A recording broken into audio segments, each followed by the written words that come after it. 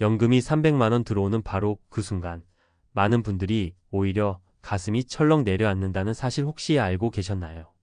이 정도면 넉넉히 살겠지라고 믿었던 노후가 바로 그날부터 서서히 무너져 내린다는 걸 깨닫는 순간 사람들은 입을 다물지 못하고 멍해진다고 합니다. 돈이 생겼는데 삶이 더 불안해진다는 역설적인 현실. 그리고 그 불안은 은퇴한 누구에게나 찾아올 수 있는 너무나 현실적인 공포입니다. 사실 저도 처음 들었을 때는 믿기 어려웠습니다. 연금이 300이면 어디 가서 굶지는 않겠다. 월세 정도는 충분히 내겠다. 적어도 생활비는 해결되겠지 이렇게 생각하잖아요. 하지만 실제 은퇴자분들과 이야기하다 보면 사람들이 떨고 있는 이유가 따로 있다는 걸 알게 돼요. 연금이 적어서가 아니라 노후의 지출이 생각보다 훨씬 크고 우리가 예상하지 못한 지속적인 비용이 끈질기게 따라오기 때문이죠. 그리고 문제는 연금이 들어오는 순간부터 모든 계산이 현실과 충돌한다는 겁니다. 이 정도면 버텨지겠지라는 마음이 이걸로는 절대 안 된다는 공포로 바뀌는데 걸리는 시간은 고작 몇 달뿐이라 하니까요. 은퇴를 앞두고 있거나 이미 은퇴하신 분들은 아마 공감하실 겁니다. 젊을 때는 몰랐던 의료비, 주거비, 세금, 대출이자, 자녀 지원 같은 변수들이 은퇴 후에는 전부 현실이 돼서 눈앞에 떨어집니다. 그런데 매달 들어오는 연금은 그대로예요. 물가가 오르든 병원비가 늘든 연금은 조용히 제자리입니다. 딱 정해진 숫자. 이 숫자는 늘어나지 않는데 나가는 돈만 끝없이 늘어나는 게 지금 노후의 진짜 문제입니다. 그래서 오늘은 연금 300만 원이면 안전하다고 믿어왔던 신화를 깨고 왜 많은 은퇴자들이 이 금액 앞에서 오히려 떨고 있는지 실제 사례와 함께 깊이 있게 이야기해 보려고 합니다. 막연한 공포가 아니라 정말 우리에게 닥칠 수 있는 현실. 그리고 지금부터라도 준비할 수 있는 방향까지 자연스럽게 이어서 말씀드릴게요. 먼저 실제로 많은 분들이 겪고 있는 첫 번째 사례부터 말씀드릴까요? 가장 흔한 케이스가 바로 주거비입니다. 사례로 만난 67세 어씨는요. 연금 300만 원이면 월세 내고도 충분히 산다고 생각했어요. 그런데 막상 은퇴하고 나니 월세 80만 원에 관리비가 20만 원 넘게 나가더랍니다. 거기에 공과금의 식비까지 합치니 기본 고정 지출이 매달 200만 원을 훌쩍 넘겨버리는 거예요. 여기까지는 그래도 괜찮았대요. 문제는 예상하지 않았던 비용들이었어요. 고혈압 약을 평생 먹어야 한다고 하면서 한 달에 병원비와 약값으로만 15만 원씩 나가고 냉장고가 고장나고 보일러 교체하고 자식들이 갑자기 도와달라고 연락하는 일들이 한두 번이 아니었대요. 그러다 보니 연금이 들어오는 날 통장이 잠깐 숨을 쉬다가 일주일도 안 돼서 거의 바닥을 드러내는 일이 반복됐다는 겁니다. 300이면 산다. 절대 아니더라고 한숨 쉬며 말하던 그 표정이 아직도 잊히지 않아요. 두 번째 사례는 의료비에서 무너진 경우예요. 은퇴자 중 70대 비부부는 그동안 크게 아픈 적이 없어서 노후 의료비를 거의 신경 쓰지 않았어요. 그런데 은퇴하고 3년쯤 지나자 남편이 허리 디스크 수술을 받게 됐고 치료 주사 재활까지 해서 부담한 비용이 1년 동안 무려 700만 원이 넘었습니다. 연금은 두 분 합쳐서 300만 원 조금 넘게 들어오는데 의료비가 한번 크게 나가버리니까 바로 재정이 흔들리기 시작하더라고요. 더 무서운 건 이런 의료비는 한 번으로 끝나지 않는다는 거예요. 70대 이후에는 만성질환 하나만 있어도 매달 꾸준히 수십만 원이 새어나가고 어느 날 갑자기 큰 수술이라도 잡히면 수백만 원이 공중으로 날아가듯 사라집니다. 연금은 그대로인데 의료비는 본인이 통제할 수 없는 속도로 올라가니 공포가 밀려오는 건 당연한 거죠. 세 번째 사례는 물가 충격으로 인한 붕괴예요. 65세 C씨는 은퇴 당시 300만 원이면 충분하다고 생각했어요. 그런데 최근 몇 년 사이 물가가 너무 빠르게 올라가면서 반찬 몇 가지만 사도 5만 원이 훌쩍 넘고 외식은 사실상 사치가 돼버렸다고 하더라고요. 전기, 가스, 상수도 요금은 해마다 오르고 대중교통비도 만만치 않죠. 특히 혼자 사는 경우엔 나눠 쓰는 게 없어서 모든 비용을 혼자 감당해야 해요. C씨는 이렇게 말했습니다. 300만 원이면 최소한 걱정 없이 살 줄 알았는데 지금은 그 돈으로 허덕이며 산다는 말밖에는 못하겠어요. 이 말이 너무 마음에 남더라고요. 연금은 오르지 않는데 생활비는 계속 오르니 사실상 연금의 실질 가치는 해마다 줄어드는 셈입니다. 여기까지 들으시면 왜 많은 은퇴자들이 300만 원이면 충분하다는 말을 믿지 않는지 조금 감이 오실 거예요. 금액 자체는 예전 기준에서 보면 큰 돈이지만 요즘 사회에서는 기본적인 삶을 유지하기 위한 최소치일 뿐이고 어떤 변수가 하나만 생겨도 바로 적자로 전환되는 구조입니다. 그래서 사람들은 연금이 들어오는 순간 안도감보다 불안감부터 느끼는 거예요. 이걸로 20년, 30년을 버티라고 하는 무거운 현실이 갑자기 눈앞에 펼쳐지니까요. 그럼 이런 현실에서 우리가 뭘 준비할 수 있을까요? 지금부터라도 삶의 구조를 조금 바꾸고 지출을 관리하고 건강을 챙기고 불필요한 부담을 줄이는 방향으로 가야 합니다. 노후는 소득보다 지출 관리가 훨씬 중요해지는 시기니까요. 또 한 가지는 계속 벌 수 있는 구조를 만들어 두는 겁니다. 크지 않아도 돼요. 월 50만 원, 100만 원만 추가로 들어와도 노후의 안정감은 완전히 달라집니다. 요즘 은퇴자분들이 가벼운 알바라도 계속하는 이유가 바로 여기에 있어요. 일을 못해서가 아니라 미래의 불확실성을 줄이고 싶어서예요. 마지막으로 말씀드리고 싶은 건 연금 300만 원이라는 숫자에 속지 말자는 겁니다. 숫자는 멋있게 보일 수 있지만 현실은 그 숫자를 너무 쉽게 삼켜버립니다. 중요한 건 얼마를 받느냐 보다 얼마를 지킬 수 있느냐죠. 혹시 지금 은퇴를 앞두고 계시거나 이미 연금을 받고 계시다면 오늘 이야기한 세 가지 사례를 한번 자신의 삶에 비춰보세요. 주거비, 의료비, 물가. 이 세 가지가 바로 노후를 흔드는 가장 큰 파도입니다. 하지만 미리 알고 대비하면 파도에 휩쓸리지 않을 수 있어요. 그리고 여러분의 노후는 누구도 대신 책임져 주지 않습니다. 그렇기 때문에 지금의 선택이 앞으로의 20년, 30년을 바꾼다는 사실을 꼭 기억하셨으면 좋겠습니다.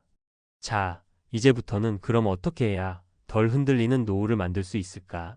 이 부분을 조금 더 현실적으로 이어서 말씀드릴게요. 많은 분들이 착각하는 게 하나 있어요. 노후 대비는 은퇴 전에만 하는 게 아니라 은퇴 후에도 계속 조정하고 관리하는 과정이라는 겁니다.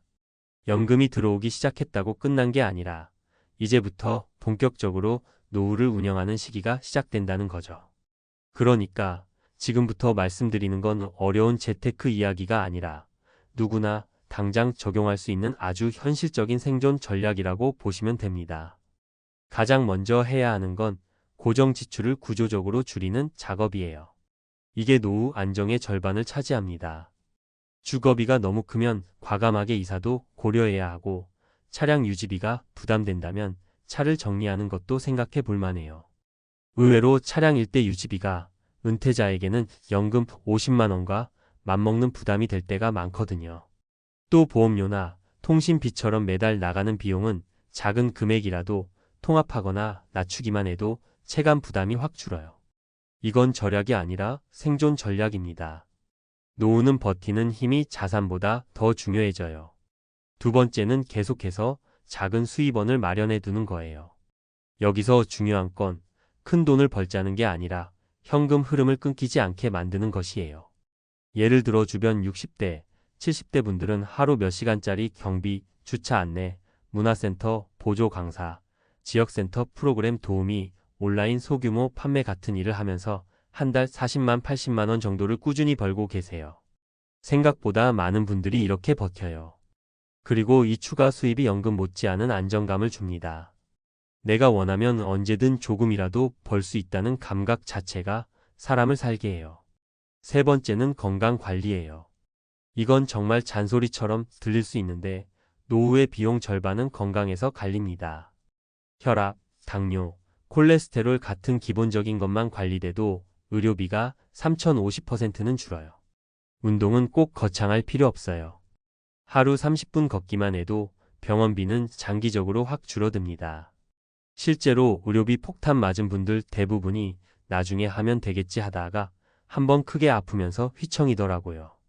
그리고 마지막으로 정말 중요한 게 노후의 삶을 너무 크게 바꾸려 하지 않는 거예요.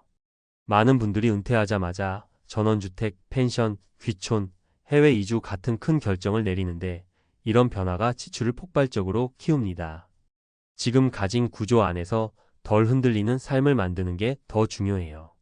노후는 모험이 아니라 안정이 핵심입니다. 결국 노후를 살리는 건 거창한 성공이 아니라 작은 균형입니다. 크게 벌지 않아도 돼요. 대신 세 가지 지출 관리, 작은 현금 흐름, 건강 이 세 가지만 잡아도 연금 300만 원으로도 버티는 힘이 생깁니다. 지금 불안하시다면 그건 아주 정상이에요. 불안하니까 준비하는 거고 준비하는 사람만이 흔들리는 시대에서도 넘어지지 않으니까요. 돈이 사라지는 속도에 모두 얼어붙었다. 은퇴 6개월의 진실. 돈이 이렇게 빨리 빠져나갈 줄 누가 알았을까요? 아침에 통장 잔고 한번 눌러본 순간 피가 쌓이고 있던 심장이 그대로 얼어붙는 느낌이 듭니다. 분명히 은퇴 전에는 그래도 한 10년은 걱정 없이 버티겠지라고 생각했는데 딱 6개월 지나고 나서야 깨닫습니다. 노후 파산이라는 건 몇 년 뒤 일어나는 게 아니라 준비 안 된 사람에게는 은퇴 직후부터 조용히 그러나 잔혹하게 다가온다는 걸요. 사람들이 은퇴 후 가장 많이 하는 착각이 있습니다.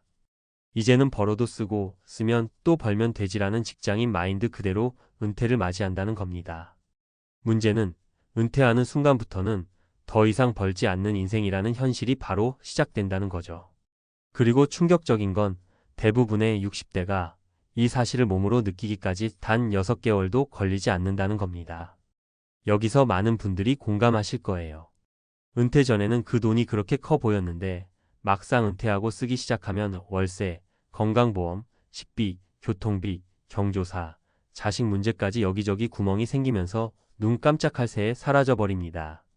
그제서야 뒤늦게 생각이 듭니다. 아, 이 속도면 10년이 아니라 3년이 것도 빠르겠구나. 그리고 이 깨달음이 한번 찾아오면 마음속 깊숙이 두려움이 시작됩니다. 오늘은 괜찮은데 1년 뒤는 어떨까? 내가 70이 될 때까지 이 돈이 남아있을까? 병원 한번 크게 가면 버틸 수 있을까? 이런 질문들은 은퇴자의 마음을 조금씩 갉아먹습니다. 이게 바로 은퇴 6개월의 진실입니다. 그럼 실제로 은퇴 후 6개월 동안 어떤 일이 벌어질까요? 많은 은퇴자들이 겪은 실제 사례 3가지를 통해 그 현실을 생생하게 말씀드릴게요. 첫 번째 사례는 62세 어씨 이야기예요. 공무원 생활 30년 동안 그래도 난 남들보다는 안정적일 거야 라고 믿어왔는데 은퇴 후 첫 6개월 만에 현실이 완전히 뒤집혔습니다. 연금 250만 원이 매달 꼬박꼬박 들어오니 버틸 수 있을 거라 생각했는데 막상 써보니 월 실지출이 340만 원이었습니다. 건강보험료가 예상보다 훨씬 높았고 은퇴 후 갑자기 늘어난 병원 검진 비용, 부모님 요양 문제까지 협치면서 매달 적자가 쌓였죠. 게다가 직장 다닐 때는 몰랐던 차 유지비, 집 관리 비용까지 그대로 이어지면서 회계장부를 보면 한 달에 최소 80만 원씩 마이너스였습니다. 그는 말했습니다. 앞으로 5년이면 빈털털이 되겠구나. 그 생각이 머리를 떠나지 않아요. 두 번째 사례는 은퇴 전에 자녀에게 너무 많은 비용을 써버린 60대 비부부입니다. 본인은 은퇴 자금이 충분하다고 생각했는데 막상 은퇴해보니 나가는 돈이 너무 많았어요. 자녀 결혼 지원, 전세 보증금 보태주기, 손주 양육비까지 겹치면서 은퇴 직후 6개월 만에 통장에서 4천만 원이 빠져나갔습니다. 그제야 뒤늦게 깨달은 거죠. 우리가 벌어다 준 돈은 한번 나가면 다시 들어오지 않는구나. 하지만 문제는 이미 돈이 나간 뒤였고 그 큰 지출이 계속 은퇴 자금을 잡아먹었어요. 비부부는 요즘 이런 이야기를 자주 합니다. 우리가 자식들을 사랑해서 한 결정이었지만 지금 생각하면 너무 성급했어요. 우리가 먼저 살 길을 확보했어야 했는데. 세 번째 사례는 은퇴 후 집을 줄였다가 오히려 지출이 늘어난 63세 C씨입니다. 작은 자가 아파트로 옮기면 관리비나 유지비가 줄어들 거라 생각했는데 생각보다 더 많은 비용이 생겼죠. 새 집에 들어가니 리모델링 비용이 필요했고 집안에 손볼 곳도 늘고 이사 비용까지 더해지면서 초기 비용이 이미 몇백만 원씩 나갔습니다. 게다가 집이 작아지니 창고가 없어짐과 동시에 물건 정리 비용까지 들어가더라고요. 그는 말합니다. 은퇴 후 가장 큰 비용은 생각지도 못한 데서 나와요. 계속 이런 일이 생기면 진짜 오래 못 버티겠다 싶어요. 이 3가지 사례를 보면 공통점이 딱 보이실 겁니다. 은퇴 자금을 위협하는 건 큰 사건이 아니라 매달 반복되는 조용한 지출이라는 사실입니다. 무서운 건 바로 이것입니다. 지출은 계속 나오는데 수입은 늘지 않는 구조. 이 카운트다운은 은퇴하는 순간 자동으로 시작됩니다. 그래서 저는 많은 분들께 이렇게 말씀드려요. 은퇴 준비에서 가장 중요한 건 지금 가진 돈의 절대 금액이 아니라 앞으로 매달 얼마나 빠져나갈지, 그리고 그 속도를 어떻게 조절할 수 있는지 그 감각을 갖추는 겁니다. 만약 지금 속도라면 10년을 버티기 어려운 수준이라면 지금부터라도 당장 조정을 시작해야 합니다. 은퇴 후의 삶은 분명히 두 번째 인생이고 충분히 행복하고 여유롭고 따뜻하게 만들 수 있습니다. 하지만 그 행복은 준비된 사람에게만 찾아옵니다. 돈이 사라지는 속도를 빨리 눈치채고 더 이상 속도를 높이지 않도록 조심히 브레이크를 걸어야만 노후의 길을 끝까지 안전하게 갈 수 있습니다. 그리고 은퇴 후 6개월이 지난 시점부터 본격적으로 나타나는 게 있어요. 바로 심리적 공황입니다. 이게 무서운 이유는 통장이 비어가는 속도를 한번 인지하면 그 다음부터는 단순한 돈 문제가 아니라 생활 전체를 잠식하는 불안으로 바뀌기 때문이에요. 어떤 분들은 아침에 일어나자마자 가장 먼저 하는 일이 통장 잔고 확인이 됩니다. 잔고가 줄어든 걸 보면 머릿속에서 자동으로 계산이 돌아가죠. 지금 이 속도면 몇 년 버틸까? 올해 안에 큰 병원 비용 나오면 어떻게 하지? 손주 돌잔치나 결혼식 같은 행사 비용은 또 어떻게 감당하지? 이런 생각들이 하루 종일 머리를 잡아끌어요. 그런데 이게 단순한 걱정이 아니라 실제로 은퇴자들의 소비 패턴까지 바꿉니다. 지출을 줄여야 한다는 압박감 때문에 외출을 줄이고 사람 만나는 걸 피하게 되고 심지어 병원도 미루는 경우가 많아요. 그러다 보니 신체적으로나 정신적으로나 더 취약해지고 결국 더 큰 비용을 나중에 한 번에 맞게 되는 악순환으로 이어지는 경우가 많습니다. 여기서 많은 분들이 공감하실 텐데 은퇴 후의 돈 문제는 단순히 얼마가 남았느냐가 아니라 내가 앞으로 살아갈 수 있다는 안정감을 유지할 수 있느냐의 문제예요. 그래서 같은 자산을 가진 사람이라도 어떤 사람은 여유롭고 어떤 사람은 절망에 빠지는 이유가 여기 있습니다. 돈의 절대 액수보다 지출 관리 감각이 훨씬 더 중요하다는 거죠. 그렇다면 어떻게 해야 이 불안을 조금이라도 줄일 수 있을까요? 저는 3가지 방향을 꼭 말씀드리고 싶어요. 하나는 지출을 줄이는 게 아니라 구조를 바꾸는 것입니다. 예를 들어 보험료나 주거비처럼 매달 반복적으로 나가는 비용부터 손봐야 해요. 두 번째는 적어도 작은 수입원 하나는 남겨두는 것입니다. 월 30만 원이라도 들어오는 돈이 있으면 지출 속도가 눈에 띄게 줄어들어요. 마지막은 혼자 감당하지 않는 것입니다. 은퇴 후 불안을 혼자 끌어안으면 공황은 더 커져요. 은퇴는 누구에게나 불안합니다. 하지만 불안을 인정하고 숫자를 정확히 보고 속도를 조절하려고 노력하는 사람만이 오래 버틸 수 있어요.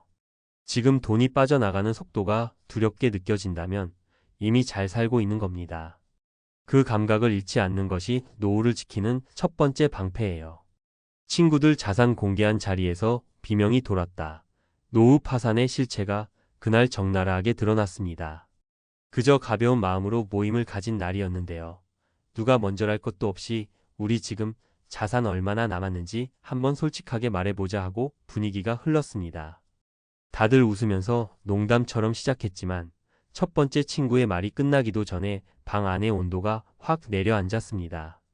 두 번째, 세 번째 친구가 금액을 꺼내놓자 누군가가 에이 농담이지? 하고 웃었는데 아무도 따라 웃지 않았습니다. 그날 우리는 알았습니다. 노후 파산은 뉴스 속 다른 사람 이야기만이 아니라 바로 우리 옆자리에 앉아있는 친구 이야기이기도 하다는 거요. 사람은 누구나 은퇴를 두려워합니다. 하지만 정작 은퇴 이후의 통장과 자산 잔액이 이렇게까지 빠르게 사라지는 건 직접 경험해보지 않으면 실감이 나지 않습니다. 평생 일하고 모은 돈, 그래도 이 정도면 버티겠지 했던 금액, 그리고 매달 나오는 연금. 하지만 현실은 우리가 상상했던 것보다 훨씬 잔인했습니다. 물가가 오르고 의료비가 예고 없이 치솟고 자녀들의 요청 한두 번 들어주기만 해도 통장은 금방 얇아졌습니다. 예전엔 노후 준비 잘하면 평생 걱정 없다고 말했지만 요즘 은퇴자들은 정반대의 말을 합니다. 준비해도 소용없더라. 돈이 새는 속도가 너무 빠르다. 그렇다고 우리가 절망하거나 자포자기해야 한다는 의미는 아닙니다. 오히려 지금부터라도 현실을 정확하게 보고 필요한 비용 구조를 재정립하고 노후 전략을 다시 짜야 한다는 경고에 더 가깝습니다. 은퇴 후의 삶은 단순히 돈 많고 저금의 문제를 넘어섭니다. 돈이 사라지는 구조를 모르면 어떤 자산을 갖고 있어도 결국엔 비슷한 결말을 맞게 되거든요.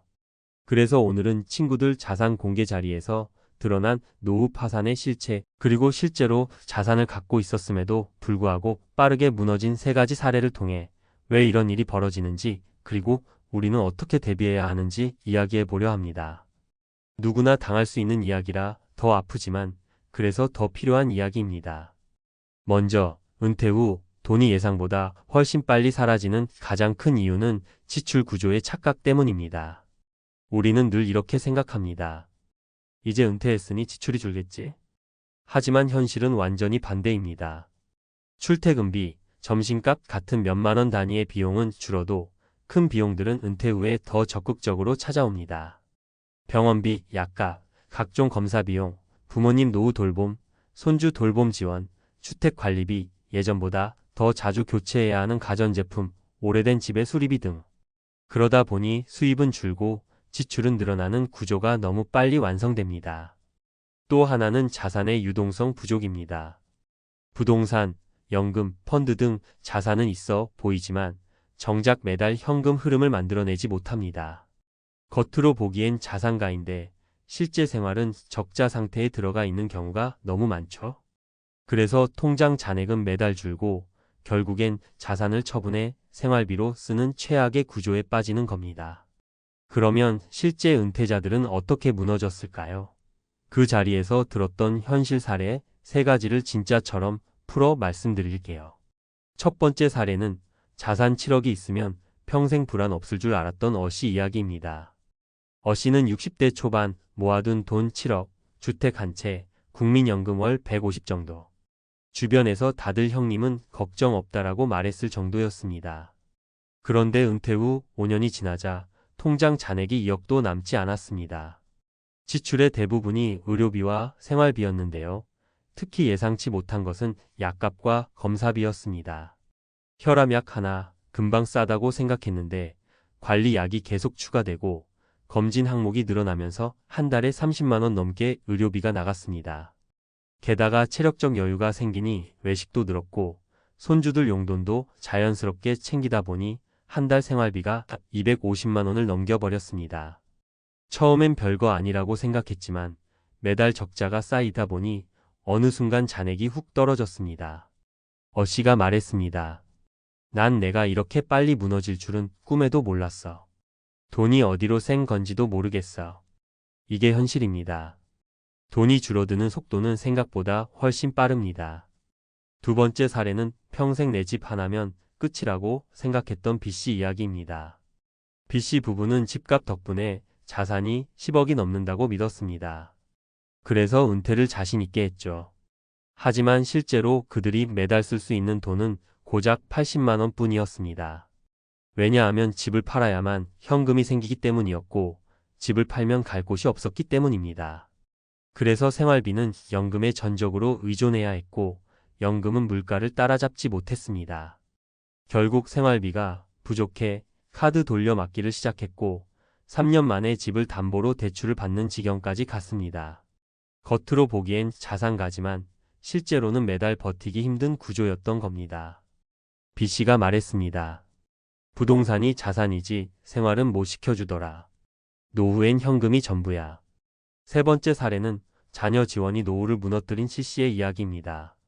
C씨는 자산 5억, 연금 월 200. 본인 기준에서는 부족하지 않다고 생각했습니다. 하지만 은퇴 후 2년이 지나자 통장 잔액이 절반 이상 사라졌습니다. 가장 큰 이유는 자녀 지원이었는데요. 처음에는 결혼 준비 2천만 원이었고 두 번째는 신혼집 보증금 3천만 원, 그리고 갑작스러운 손주 돌봄 비용까지.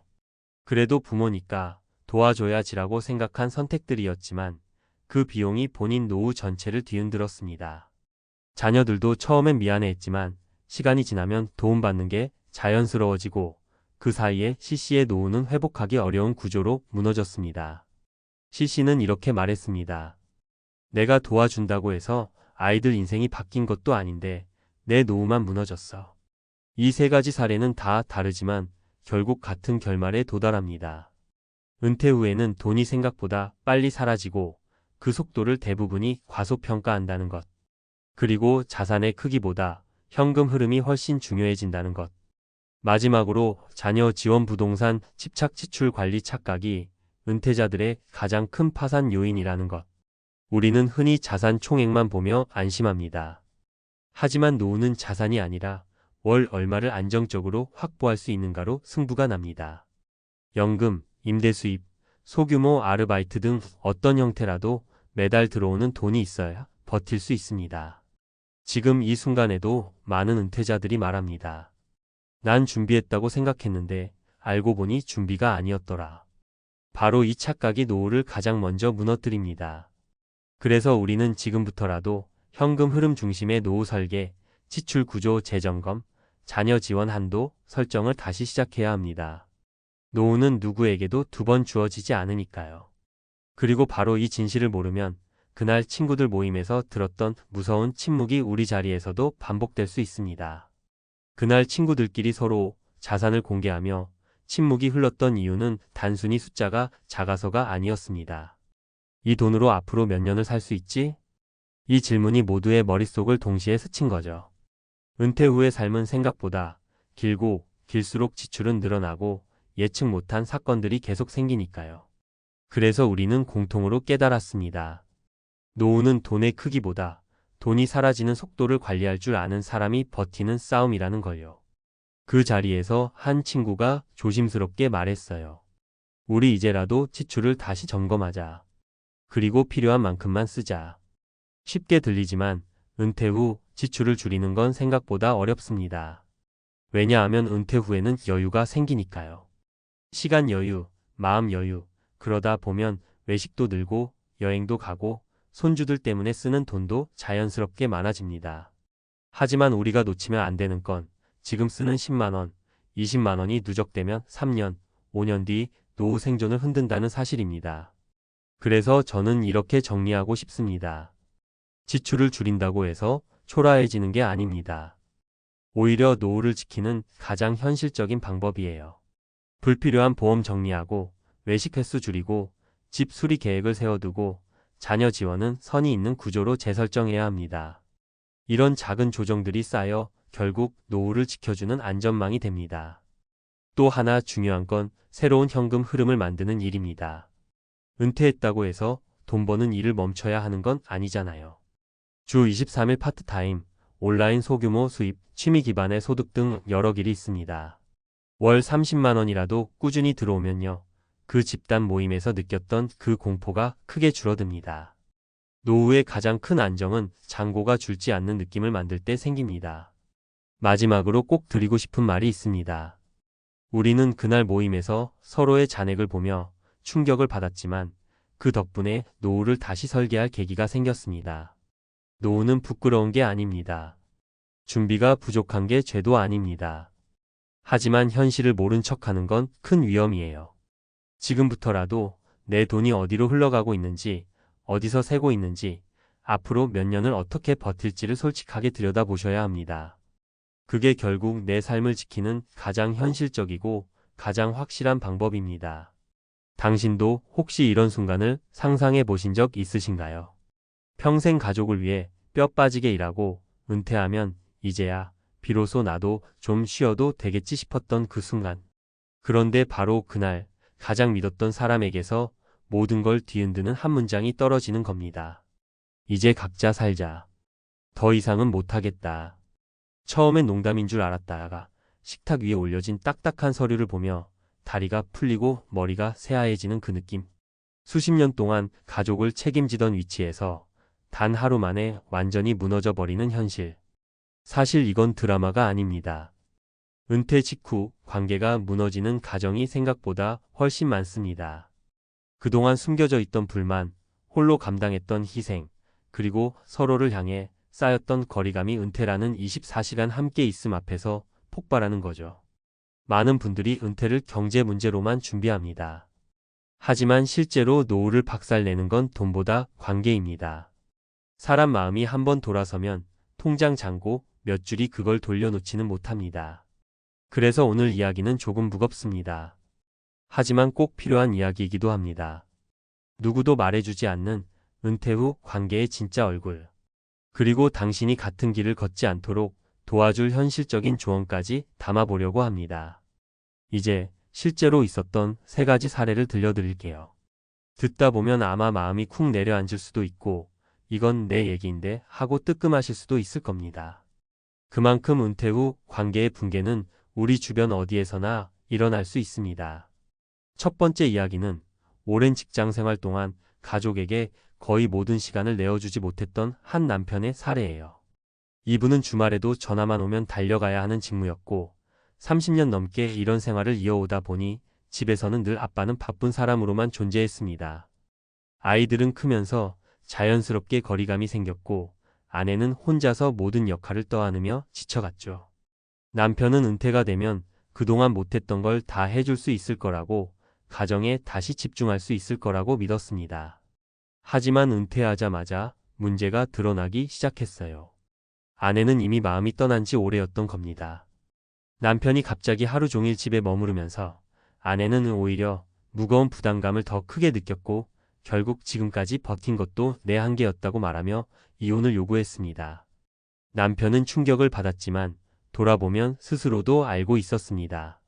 가족과의 관계는 시간이 나면 자동으로 회복되는 것이 아니라 함께 보내지 못했던 시간만큼 틈이 깊어진다는 것을. 두 번째 이야기는 반대의 경우입니다.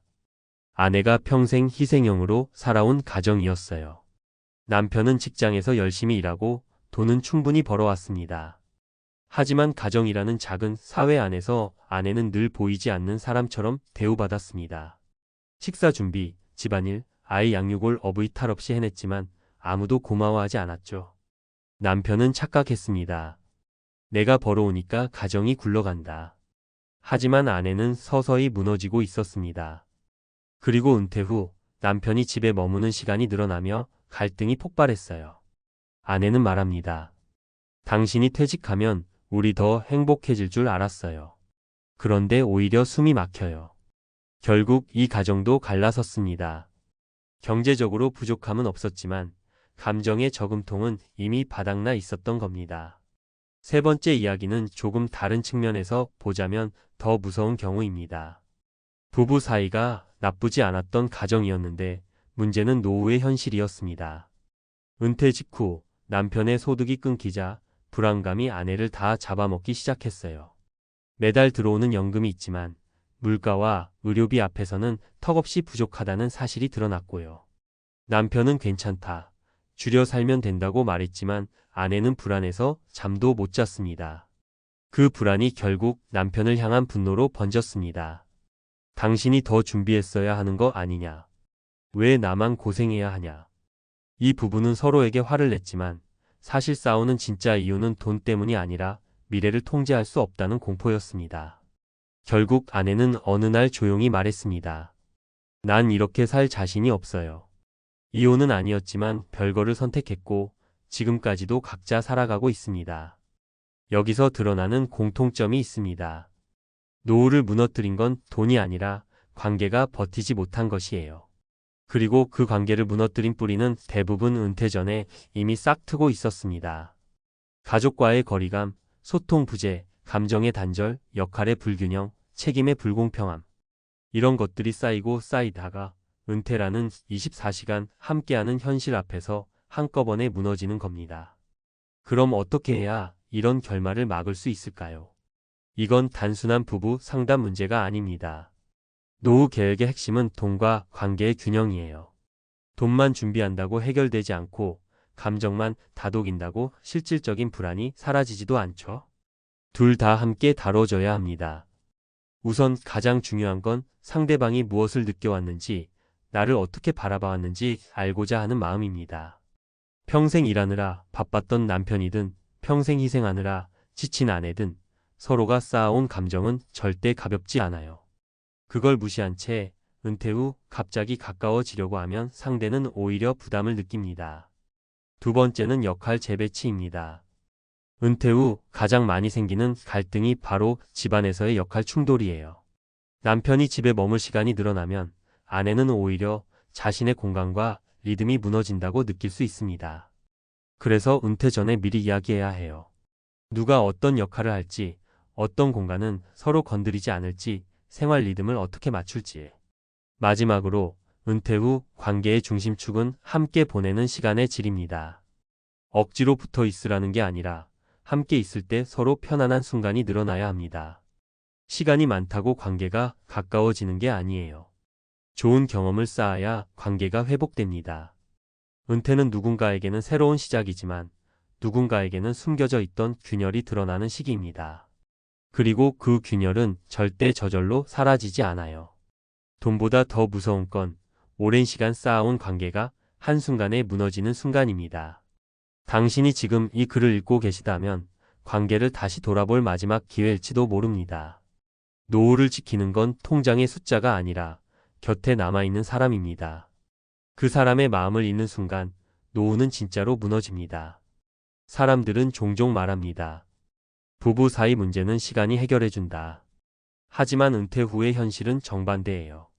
시간이 많아질수록 가려져 있던 감정이 더 선명하게 드러납니다. 그동안 미뤄왔던 문제들이 이제는 피할 수 없는 현실로 변하는 거죠.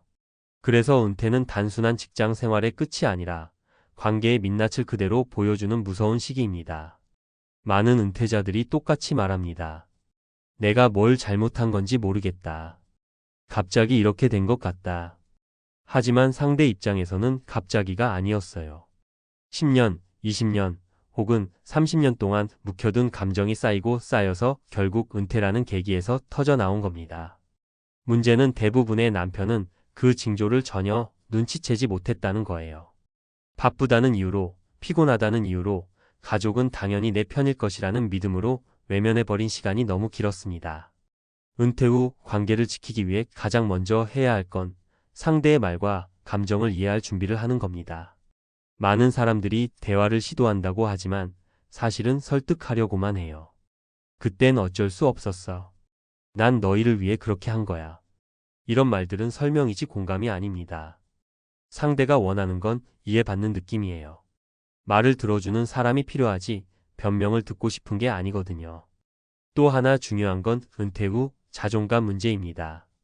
특히 남편들은 사회적 역할이 사라지면 자신도 모르게 예민해지고 작은 말에도 상처받기 쉽습니다. 그러다 보니 사소한 말다툼도 큰 싸움으로 번져요. 이 시기에 필요한 건 내가 예민해져 있다는 걸 스스로 인정하는 태도입니다. 이걸 인정하지 않으면 모든 문제가 배우자 탓으로 보이고 결국 관계는 점점 악화됩니다. 반대로 아내에게도 문제가 생깁니다. 평생 혼자서 가정을 꾸려왔던 사람은 남편이 하루 종일 집에 있는 상황이 예상보다 훨씬 스트레스일 수 있어요.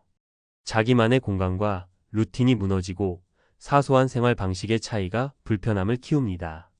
그래서 은퇴 전에 반드시 생활 속 거리두기를 정해두는 게 중요합니다. 하루 중 서로 건드리지 않는 시간, 각자 보내는 공간, 그리고 함께 보내는 시간을 나누는 거죠. 이 단순한 규칙 하나만으로도 갈등은 크게 줄어듭니다.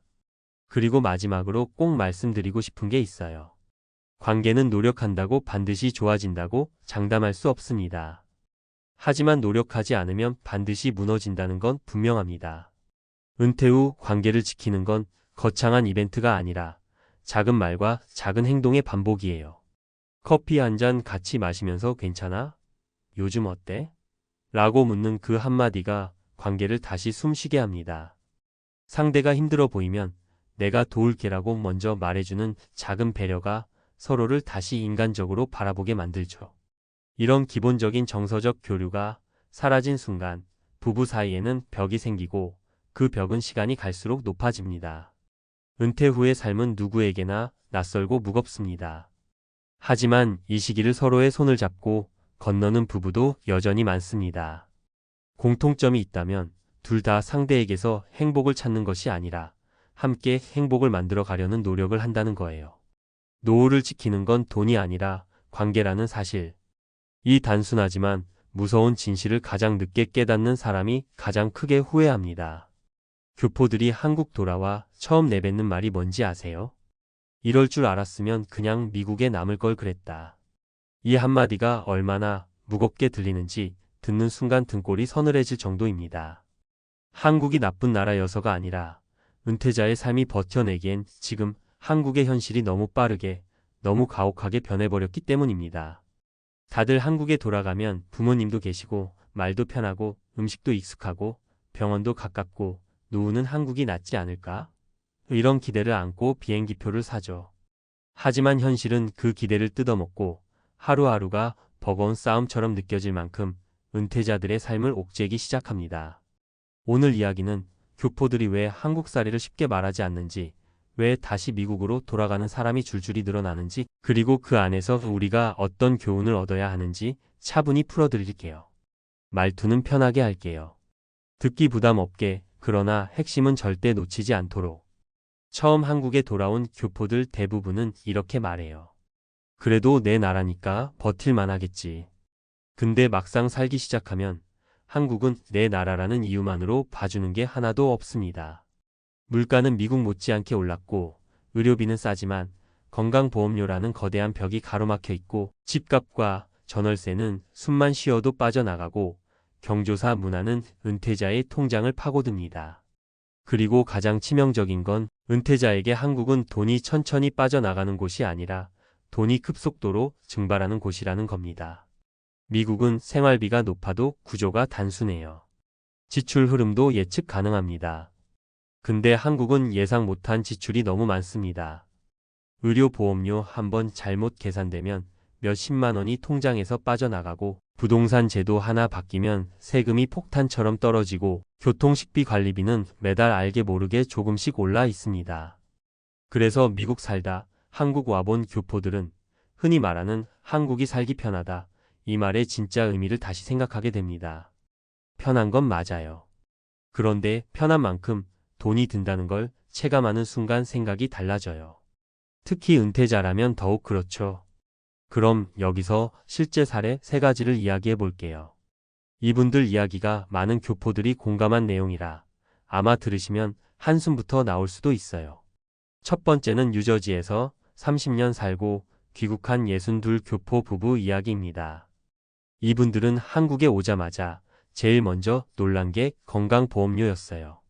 아니, 우리가 병원도 거의 안 가는데 왜 건강보험료가 월 10몇만 원씩 나오죠? 이렇게 물으시더라고요. 문제는 이분들이 미국에서 은퇴하고 들어온 국외소득이 잡힌 겁니다. 연금, 투자소득, 미국 계좌에서 발생한 이자까지 건보료 산정에 포함되니까 병원 한 번 안 가도 한국에선 매달 건강보험료 폭탄이 떨어지는 구조였던 거죠. 결국 두 분은 1년 만에 한국 생활을 포기하고 다시 미국으로 돌아갔어요. 이러려면 버티기 어렵다는 게 마지막 말이었습니다. 두 번째는 LA에서 식당 운영하다 귀국한 50대 후반 남성 이야기입니다. 한국에 와서 살다 보니 한국의 생활비 흐름이 너무 빠르대요. 미국은 많이 쓰긴 해도 예상 가능한 지출이 대부분인데 한국은 매달 새는 구멍이 계속 생긴다고요. 아파트 관리비, 전기가스 비용, 경조사비, 갑작스러운 지출들. 그리고 한국은 뭔가 자꾸 돈을 써야만 하는 사회적 압력이 있다고 표현하더라고요. 지인들도 자꾸 만나야 하고 모임도 많고 선물도 해야 하고 그러다 보면 한 달 300은 금방 사라진다고요. 결국 이분도 미국행을 다시 선택했습니다. 미국은 비싸도 단순해서 좋았다는 말이 인상적이었어요. 세 번째는 10년 넘게 미국 생활하다 귀국한 여성 이야기입니다. 이분은 물가가 제일 충격이었다고 말해요. 특히 식비. 한국은 먹는데 돈이 많이 들어요. 집에서 해 먹어도 밖에서 먹어도 비싸요. 정확한 지적입니다. 한국 물가는 미국처럼 메뉴 하나가 고정된 구조가 아니에요. 계절 따라, 시장 상황 따라, 프리미엄화 따라 계속 바뀌고 올라갑니다. 게다가 한국은 외식 문화가 자리 잡혀 있어서 타지에서 살다 온 분들에겐 지출 압박이 크게 느껴져요. 이분은 결국 한국에 2년 살고 다시 미국으로 돌아갔습니다. 조국이라 기대했는데 기대가 큰 만큼 실망도 컸다고 말하더군요. 이 세 가지 사례를 보면 공통점이 있어요. 한국이 나쁜 게 아니에요. 단지 한국의 시스템이 은퇴자의 지갑을 너무 빠른 속도로 소모시키는 구조라는 겁니다. 미국에 사는 동안 잘 몰랐던 한국의 숨은 비용들이 귀국한 순간 한꺼번에 얼굴을 드러내 버리는 거죠. 결정적으로 한국은 변화 속도가 너무 빨라요. 규제도 세금도 물가도 1년 사이에 확 변할 수 있어요. 은퇴자는 소득이 고정돼 있는데 지출이 계속 올라가면 결국 버티기 어려워집니다. 그래서 교포들 사이에서 이런 말이 나옵니다. 한국은 여행으로 오면 천국, 살면 지옥이다. 좀 과장 같지만 은퇴자라면 크게 공감할 만한 표현이에요. 그렇다면 여기서 우리가 배워야 할 건 분명해요. 한국에 돌아가고 싶다면 정서적 기대보다 숫자로 계산을 먼저 해야 한다는 겁니다. 건강보험료가 얼마 나오는지, 월 생활비가 얼마나 빠져나갈지, 아파트 유지비와 예상 의료비는 어떻게 달라지는지, 그리고 예상치 못한 지출까지 감당할 여력이 있는지. 이걸 계산하지 않으면 한국은 은퇴자의 노후 자금을 생각보다 빠르게 녹여버립니다. 미국이 천국이라서가 아니라 미국은 지출 구조가 비교적 단순하고 예측 가능하기 때문에 은퇴자는 그 안정성을 선호하는 것뿐이죠. 결국 교포들이 절대 말 안 해준 한국살이의 잔혹한 현실은 하나입니다. 은퇴자의 돈은 한국에서 너무 빠르게 사라진다. 그걸 직접 겪기 전엔 절대 알 수 없다는 점이 가장 무섭습니다. 그래서 많은 교포들이 이렇게 말해요. 한국은 너무 사랑하지만 노후를 지키기엔 미국이 더 현실적이었다. 이 문장이 참 씁쓸하죠. 하지만 이 아너스트한 고백 속에는 우리가 놓치면 안 되는 중요한 메시지가 숨어 있어요. 한국을 떠나자는 이야기가 아니라 냉정하게 계산하고 들어가야만 버틸 수 있다는 뜻이거든요. 이미 한국살이를 겪고 다시 미국으로 돌아온 교포들 대부분은 공통적으로 세 가지를 이야기합니다. 첫째는 돈의 속도가 너무 빠르다는 것. 둘째는 제도가 너무 자주 바뀐다는 것. 셋째는 은퇴자에게 필요한 고정 지출 안정성이 약하다는 것. 미국은 비싸지만 구조가 단순해서 은퇴자 입장에서는 예측 가능성이 높아요. 예를 들어 렌트, 보험료, 세금, 식비 이 흐름이 크게 요동치지 않아요. 그런데 한국은 고정 지출이라고 생각했던 부분에서 갑자기 건보료가 확 올라가고 관리비가 2배가 되고 전기료 체계가 바뀌고 부동산 관련 세금이 달라지고 이런 변화가 매년 일어나죠. 은퇴한 사람에겐 이런 변동성이 가장 큰 스트레스입니다. 소득이 늘지 않으니 지출이 오르면 그대로 무너지는 구조가 되거든요. 그리고 또 하나, 교포들이 말하지 않는 현실이 있어요. 한국에 돌아가면 사람 관계 비용이 반드시 생긴다는 겁니다. 미국에서는 모임도 적고 간섭도 적고 그냥 각자 사는 게 기본이에요.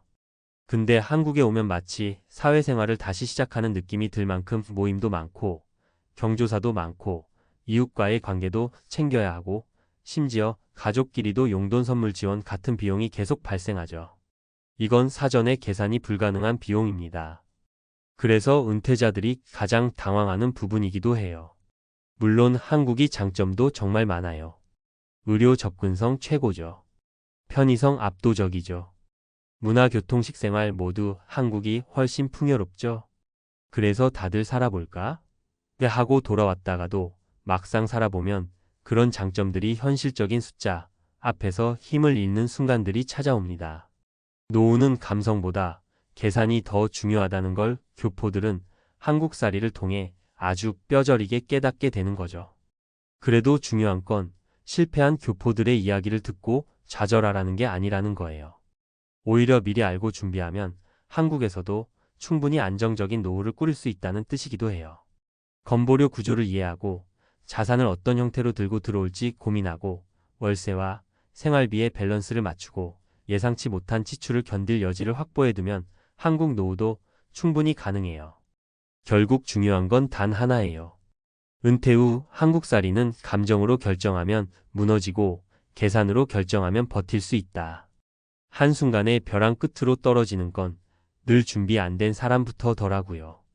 특히 군에서 평생을 바치고 전역한 분들, 이 정도면 버틸 수 있겠지라고 믿었던 그 마음이 가장 위험했습니다.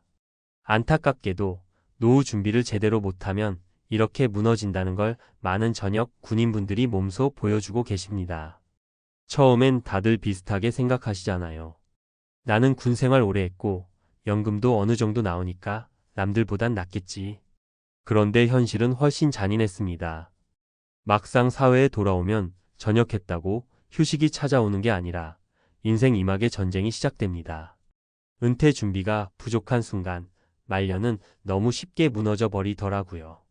저도 군 출신 분들을 많이 만나면서 공통적으로 느낀 게 있어요. 전역 후 삶이 힘든 게 능력 부족이 아니라 준비 부족이라는 겁니다.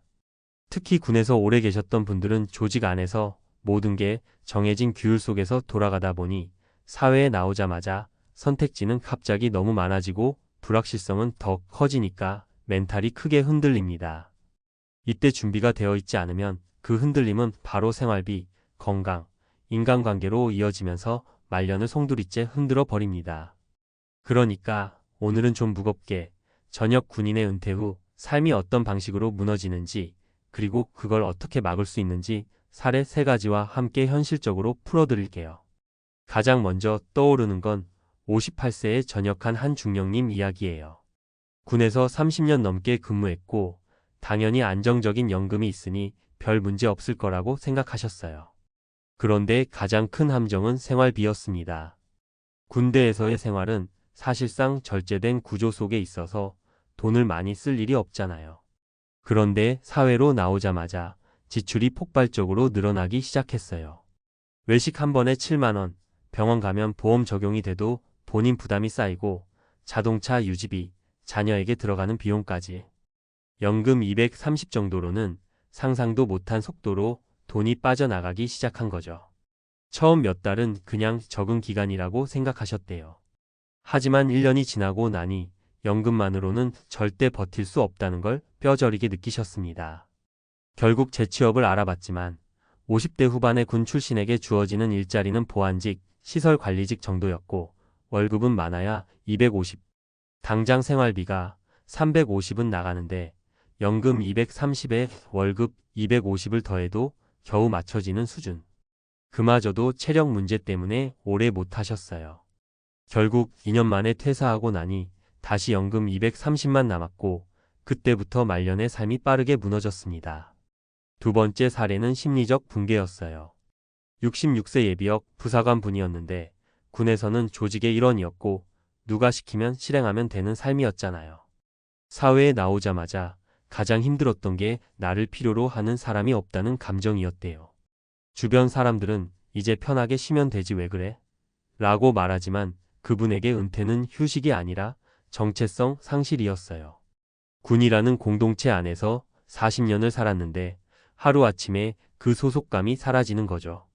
그분이 하신 말이 아직도 기억나요. 내가 할 줄 아는 게 군대밖에 없더라. 사회는 내가 쓸모없다고 말하는 것 같았다.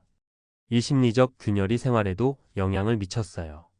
우울감이 깊어지니 사람을 피하게 되고 건강관리도 소홀해지고 병원 가는 걸 미루다 보니 지병이 악화되고 치료비가 급증하고 말년엔 생활비보다도 나 자신을 돌보지 못한 비용이 더 크게 돌아왔습니다.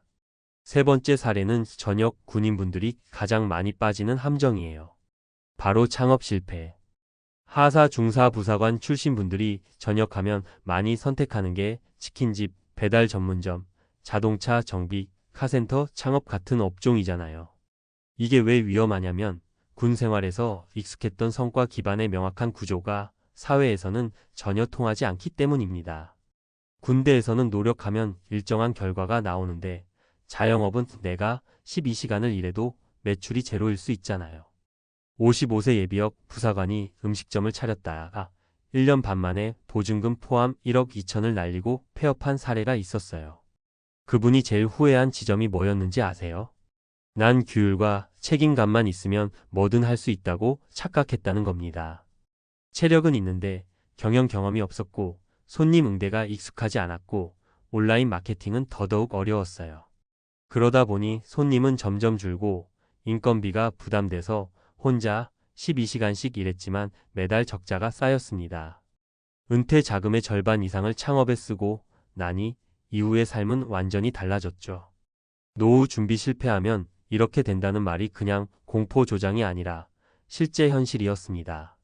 그래서 전역 군인분들이 진짜 조심해야 하는 게 뭔지 아세요? 노후라는 게 돈만으로 안정되는 게 아니라는 겁니다. 연금이 있든 없든 준비가 안 돼 있으면 누구든 무너져요. 가장 중요한 건 이렇게 세 가지였어요. 첫째, 생활비의 현실적 계산. 군에서 관리형 소비를 하다가 사회 소비로 넘어오는 순간 지출이 폭발적으로 늘어납니다. 그걸 과소평가하면 연금이 있어도 버티기 어렵습니다. 둘째, 역할 상실에 대한 준비. 군대는 직업이 아니라 정체성이었기 때문에 전역 후에는 반드시 새로운 역할과 소속감을 찾아야 합니다. 그렇지 않으면 심리적 붕괴가 말년을 위협합니다. 셋째, 무리한 창업 금지. 경영 경험 없는 상태에서 자영업에 뛰어드는 건 노후 자금을 불태우는 가장 빠른 방법입니다. 결국 전역 군인의 말년이 참혹해지는 건 상황이 나빠서가 아니라 대부분 준비를 안 해서였습니다. 은퇴라는 건 단순히 직장을 떠나는 게 아니라 인생이라는 긴 경기의 후반전을 새로 시작하는 거죠. 그래서 제일 무서운 건 돈이 아니라 방심이에요. 난 군대 오래 있었으니 괜찮겠지. 연금이 있으니까 버틸 수 있겠지. 이 생각이 말년을 무너뜨립니다. 그렇다고 너무 늦었다고 생각하실 필요도 없습니다. 지금부터라도 지출 구조를 재정비하고 새로운 역할을 찾고 몸을 관리하고 안전한 소득원을 다져두면 얼마든지 삶은 다시 안정됩니다. 군에서의 삶이 전쟁이었다면 은퇴 후의 삶은 생존입니다. 누가 더 강한지가 아니라 누가 더 준비됐느냐가 말년을 결정하더라고요. 그리고 전역 군인분들과 이야기하다 보면 공통적으로 이런 말을 많이 하세요. 나는 몸은 군인인데 마음은 은퇴자가 될 준비가 안 돼 있었다. 이 말이 참 깊게 꽂히더라고요. 결국 노후가 무너지는 순간은 돈이 바닥날 때가 아니라 마음이 바닥날 때부터 시작이거든요. 특히 전역을 앞둔 분들은 마지막 몇 년이 가장 위험합니다. 갑자기 주변에서 이런 이야기만 들리거든요. 전역하면 연금 나올 테니 여유롭겠다. 너는 평생 안정적이라 좋겠다. 이제 편하게 살아라. 근데 이 말들이 오히려 사람을 무너뜨립니다. 편해질 거라는 기대가 높아지면 현실의 충격은 훨씬 더 크게 다가오거든요. 정작 전역 후 현실은 전혀 다릅니다. 군에서 벗어난 순간부터 내가 어떻게 살아야 하지? 라는 질문이 하루도 빠지지 않고 찾아옵니다. 이때 방향을 못 잡으면 사람이 흐트러지고 삶의 균형이 무너지고 말년은 순식간에 어두워지죠. 그래서 저는 전역 군인분들께 꼭 이렇게 말씀드려요. 전역은 끝이 아니라 엄청난 시작입니다. 그리고 준비 안 된 시작은 늘 참혹한 결말을 가져옵니다. 앞서 말한 세 분의 사례를 다시 보면요. 그 누구도 게으르지 않았고 그 누구도 무책임하지 않았습니다. 오히려 성실하고 책임감 강하고 규율에 익숙한 분들이었죠. 그러니까 더 무너지는 겁니다. 사회는 군에서의 성실함을 인정해주지 않거든요. 군대 규율은 사회에서 적용되지 않거든요. 그 괴리 때문에 허망함이 시작됩니다. 이런 상황을 벗어나는 방법은 의외로 단순하더라고요. 하나는 노후를 군대처럼 준비하지 않는 것. 군대는 명령이 있고 정해진 답이 있지만 노후는 명령도 정답도 없어요. 그저 스스로 만들어 가야 하는 과정이죠. 그래서 정답을 찾으려 하지 말고 나에게 맞는 방식을 하나씩 찾아야 합니다. 둘째는 은퇴 후 역할을 꼭 확보하는 것. 봉사든 취미든 동호회든 아르바이트든 상관없어요. 사람이 무너지는 건 돈 때문이 아니라 나는 쓸모없는 사람인가? 라는 생각이 들 때거든요. 이걸 막는 건 아주 작은 사회적 연결 한 줄이면 충분합니다. 그리고 마지막으로 꼭 말씀드리고 싶은 게 있어요. 전역 군인분들은 대부분 몸 관리를 대수롭지 않게 봅니다. 젊은 시절 체력이 좋았던 기억 때문에 조금 아파도 괜찮겠지라고 넘기는데 이게 노후를 가장 크게 흔듭니다. 건강이 무너지면 적은 지출도 감당이 안 돼요. 몸이 버티지 못하면 일도 못하고 역할도 잃고 생활비도 감당이 안 되죠. 그래서 건강 관리는 선택이 아니라 의무입니다. 말년을 지키는 가장 기본적인 방패예요. 전역 군인의 말년이 참혹해지는 이유는 절대 한 가지가 아닙니다. 생활비, 정체성, 건강, 인간관계 전부 얽혀서 같이 무너집니다. 그래서 준비해야 하는 것도 한 가지가 아니고요. 하지만 반대로 생각해 보면요. 이 여러 가지를 한꺼번에 잘할 필요도 없습니다. 단 하나라도 제대로 잡기 시작하면 말년은 다시 안정됩니다. 돈이든 건강이든 새로운 역할이든 어떤 한 축만 다시 자리 잡아도 삶은 다시 돌아옵니다. 전역했다고 인생이 끝나는 게 아니에요. 그때부터 비로소 내가 누구인지를 처음으로 찾는 시간이 시작되는 거예요. 이걸 아는 순간 말년은 참혹해질 필요가 없어요. 오히려 지금까지보다 훨씬 더 단단하고 훨씬 더 자신다운 인생이 열립니다. 든든할 줄 알았던 연금이 오히려 독이 됐다. 이 한 문장이 왜 이렇게 무섭게 들리냐면요. 사람들은 늘 말하잖아요. 공무원은 연금이 있으니까 걱정 없다고요. 그런데 막상 은퇴하고 연금 생활을 시작한 분들 얘기를 들어보면 그 든든함이 어느 순간부터는 오히려 발목을 잡고 선택지를 좁히고 부담을 크게 만드는 덫처럼 변해버릴 때가 있다는 겁니다. 겉으로는 평온해 보이는데 속에서는 이게 진짜 맞나? 하는 두려움이 끓어오르고 연금만 믿고 준비를 덜했던 과거의 자신을 탓하게 되는 순간도 찾아와요. 많은 공무원분들이 그래요. 연금이 있으니까 괜찮을 줄 알았다고. 그런데 그 말 뒤에는 꼭 이런 한숨이 따라옵니다. 막상 살아보니 계산이 완전 다르더라고요. 현장에서 일할 때는 크게 체감하지 못한 지출 패턴이 은퇴 후에는 화살처럼 날아옵니다. 물가 상승, 의료비 증가, 자녀 지원, 부모 요양비, 경조사비 같은 건 연금 설계할 때 거의 계산이 안 들어가 있잖아요. 그러다 보니 300이면 넉넉하겠지 하고 은퇴했는데 3개월 지나기도 전에 월말이 두려워지는 분들이 많아요. 연금이 버팀목이 아니라 기준점이 되어버리니까 그 기준을 조금만 벗어나도 불안해지고 새로 도전하거나 변화하는 게 더 무서워지는 거예요. 사실 공무원 연금의 가장 큰 함정이 바로 이것입니다. 안정성이 선택을 좁힐 때 그건 안정이 아니라 고립이 됩니다. 연금이 있으니까 뭐든 괜찮겠지 하고 마음 놓는 순간 준비해야 할 것들을 놓쳐버리게 되고 그 빈틈은 은퇴 후 몇 년 뒤 아주 잔혹한 방식으로 드러납니다. 물가는 올라가고 고정 수입은 정체되고 지출은 은근히 늘어나고 건강 문제는 예고 없이 찾아오고 이 모든 부담을 연금 하나가 감당해야 한다는 생각이 들면 누구라도 떨릴 수밖에 없죠. 게다가 많은 공무원들이 평생을 조직 안에서 살아왔기 때문에 은퇴 후 스스로 벌어들이는 수입 구조를 만들기 어렵다는 게 현실이에요. 다시 일하고 싶어도 60대 중반 이후에는 일자리 자체가 뚝 끊기고 하다못해 하루 4시간짜리 단기 일자리조차 경쟁이 치열합니다. 결국 연금만 바라보고 사는 구조가 고착화되는데 그 연금이 생활비 증가 속도를 따라가지 못하면 그때부터는 진짜 지옥이 시작되는 거죠. 이제 실제 사례를 한번 들어볼게요. 이런 얘기들이 그냥 공포감을 위한 이야기가 아니라 실제 공무원 은퇴자들이 겪은 너무 현실적인 문제라는 걸 느끼실 거예요. 첫 번째 사례는 지방에서 20회 넘게 근무하시고 은퇴한 한 공무원분입니다. 연금으로 월 300 초반을 받으니까 이 정도면 평생 문제 없겠다고 생각하셨대요. 그런데 은퇴 첫 해에 예상치 못한 병원비가 터졌습니다. 대장이 내시경, 치과치료, 혈압약, 갑상선 검사 이게 한꺼번에 오니까 진짜 무섭죠? 여기에 부모님 요양병원비가 한 달에 100 가까이 빠져나가니까 연금 300이 단숨에 200처럼 느껴졌다고 해요. 그때부터는 외식 줄이고 차 팔고 여행도 다 끊고 제가 이렇게까지 아껴야 되나 하는 충격이 몰려왔답니다. 연금은 그대로인데 지출은 늘어나니까요. 두 번째 사례는 서울에서 교사 생활을 하다 은퇴하신 분입니다. 이분이 한 말이 아직도 생생해요.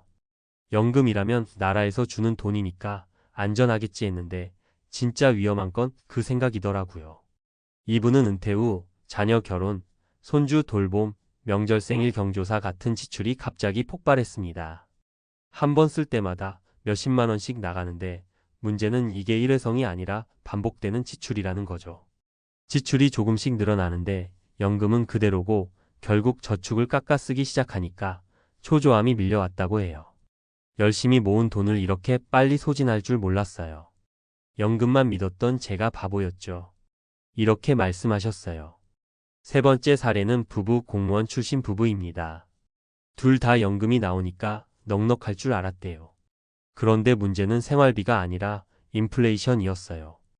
은퇴할 당시 필요한 생활비가 300이었다면 10년 후에는 500을 넘어갑니다. 실제로 이 부부는 은퇴 후 10년이 지나자 연금 둘이 합쳐 600을 받아도 불안하다고 했습니다. 처음엔 여유 있었죠. 근데 물가가 너무 빨리 올라서 우리가 받는 돈이 제자리 걸음 같아요. 게다가 나이 들수록 병원비는 증가하고 체력이 떨어지니 이동도 택시 대중교통으로 해결해야 하고 작은 출혈이 쌓여서 부담이 커졌다고 합니다. 연금이 든든한 게 아니라 이 돈마저 줄까 봐 무서운 거예요. 라는 말이 참 잔인하게 들렸어요. 이 세 가지 사례를 보면 공통점이 하나 있어요. 연금은 안정적이지만 세상은 안정적이지 않다는 겁니다. 고정된 수입 안에 모든 변수를 끼워 맞추려는 순간 삶이 갑자기 팍팍해지고 선택이 사라져버려요. 그래서 많은 은퇴 공무원들이 말해요. 연금이 있어서 다행인데 연금만 바라보면 위험합니다. 라고. 사실 은퇴 후의 삶에서 가장 중요한 건 고정연금이 얼마냐가 아니라 내가 통제 가능한 삶의 구조를 만들었느냐예요. 생활비를 단순히 줄이는 게 아니라 지출 패턴을 내가 원하는 대로 바꿀 수 있는가, 작은 수입이라도 능동적으로 만들어낼 수 있는가, 건강 관리를 꾸준히 할 수 있는 루틴이 있는가, 이런 것들이 연금보다 훨씬 더 큰 힘을 발휘합니다. 연금은 기본이지만 기본만으로는 사라지지 않는 게 은퇴 후 현실이거든요. 그래서 결론은 딱 하나예요. 연금은 든든한 기본 장치이지 완성된 노후가 아닙니다. 기본만 믿고 준비를 멈추면 어느 순간 그 기본이 오히려 위험의 시작이 돼요. 사람들은 늘 이렇게 얘기합니다. 연금이 있어서 다행이지만 연금만 믿었던 내 과거는 참 무서운 선택이었어요. 그러니까 결국 은퇴 후의 삶은요, 얼마를 받느냐보다 어떻게 살 것이냐가 훨씬 더 중요해집니다. 그런데 많은 공무원분들이 이 부분을 간과하고 은퇴하시는 경우가 너무 많아요. 연금이 있으니까 적당히 줄여 살면 되겠지, 병원비는 그때 가서 해결하면 되겠지, 아이들 문제는 시간이 지나면 정리되겠지, 이런 막연한 기대 말이죠. 그런데 현실은 그 반대예요. 나이가 들수록 변수가 더 많아지고 해결해야 할 문제들은 오히려 더 크게 다가와요. 그때 준비가 안 돼 있으면 연금이 아무리 있어도 불안은 사라지지 않습니다. 공무원 은퇴자들에게 특히 중요한 건 대체 수입원이라기보다 생활 패턴의 재설계예요. 젊을 때는 택시 타고 외식하고 여행도 자주 다닐 수 있지만 은퇴 후에는 모든 지출이 곧바로 체감됩니다. 그러다 보면 뭘 해도 돈이 빠져나가는 느낌이 들고 이게 쌓이면 나는 왜 이렇게 힘들게 살아야 하지? 라는 마음이 올라와요. 그런데 문제는 이런 감정이 한 번 자리 잡으면 생활 자체가 더 위축되고 점점 더 활동 반경이 좁아진다는 거예요. 결국 건강도, 인간관계도, 심리 상태도 함께 흔들리게 됩니다. 그래서 많은 전문가들이 말하죠. 연금액보다 중요한 건 일상 루틴이다. 하루를 어떻게 보내는지, 어디에 돈을 쓰는지, 어디서 만족을 얻는지, 무엇에 불안을 느끼는지. 이걸 스스로 조절할 수 있어야 노후가 무너지지 않아요. 어떤 분들은 은퇴 후에도 하루 1시간씩 아르바이트를 하거나 소규모 재능 활동을 해서 소득을 만들기도 해요. 돈 때문이라기보다 내가 여전히 나를 관리하고 있다는 안정감 때문이죠. 은퇴 후에 가장 무서운 건 돈 부족이 아니라 내 삶이 내 손에서 빠져나가는 느낌이거든요. 그리고 또 하나, 공무원분들이 놓치기 쉬운 게 관계의 재구성이에요. 조직 속에서는 늘 누군가와 연결돼 있었지만 은퇴하는 순간 관계망이 사라져요. 이때 인간관계에서 오는 스트레스가 지출보다 더 큰 충격을 줍니다. 소속감이 사라지면 사람은 돈이 아무리 있어도 불안을 느낍니다. 그래서 은퇴 후 커뮤니티 활동이나 가벼운 취미 모임이 왜 중요한지 실제로 은퇴하신 분들은 몸으로 느끼고 계세요. 마지막으로 연금이 독이 되지 않으려면 딱 한 가지만 기억하시면 됩니다. 연금은 버팀목이지 해결책은 아니라는 것. 해결책은 결국 본인이 만드는 삶의 구조에 있어요. 지출을 조절하고 건강 루틴을 만들고 생활 반경을 적당히 유지하고 작은 수입이라도 가능성을 열어두고 인간관계를 관리하고 이 모든 게 합쳐졌을 때에야 연금이 제 역할을 합니다. 연금이 든든한 게 아니라 내가 든든해야 연금이 살아난다는 말이죠. 많은 은퇴 공무원분들이 뒤늦게 이런 얘기를 하세요. 연금이 우리를 지켜주는 게 아니라 우리가 연금을 어떻게 쓰느냐가 인생을 지키더라고요. 결국 노후의 진짜 힘은 돈의 규모가 아니라 삶의 설계입니다. 이걸 알면 연금이 독이 되는 일은 절대 생기지 않아요. 교사 연금 신화가 무너졌다는 증거, 은퇴 후 1년 버티지 못하는 이유를 이야기하려면 솔직히 여기서부터 조금 섬뜩한 말로 시작할 수밖에 없습니다.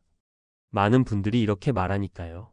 교사 연금이면 평생 걱정 없을 줄 알았는데 은퇴하고 딱 1년 만에 공포가 시작됐습니다. 이게 그냥 과장된 말이 아니고요. 실제로 은퇴한 교사들 사이에서 너무 자주 들리는 탄식이에요.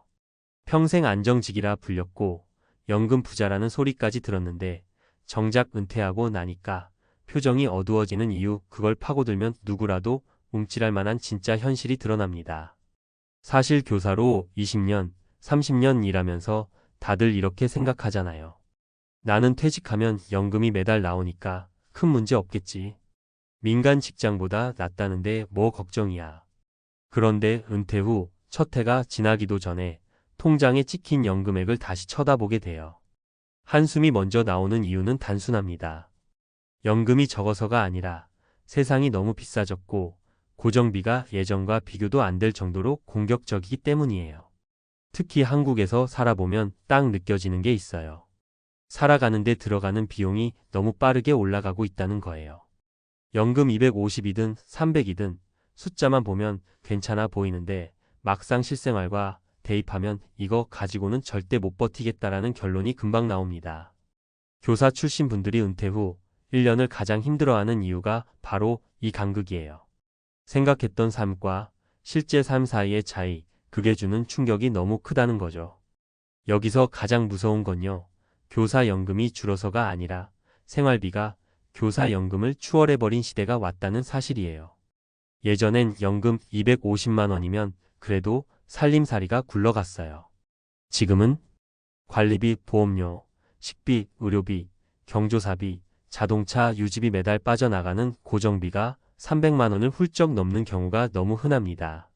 그러니까 연금 300을 받아도 마이너스가 나는 구조예요. 여기서 하나 더 무서운 게 있어요. 은퇴하면 시간이 많아지잖아요. 시간이 많아지면 돈이 더 나갑니다. 예를 들어 예전엔 하루 종일 일하니까 돈 쓸 일이 없었는데 은퇴하고 나면 커피 한 잔, 점심 한 번, 산책 나가다 들른 시장 작은 지출이 쌓여서 큰 구멍이 생겨요. 많은 분들이 이걸 연말에야 깨닫습니다. 아니, 난 분명 절약한다고 했는데 왜 통장은 점점 얇아지지?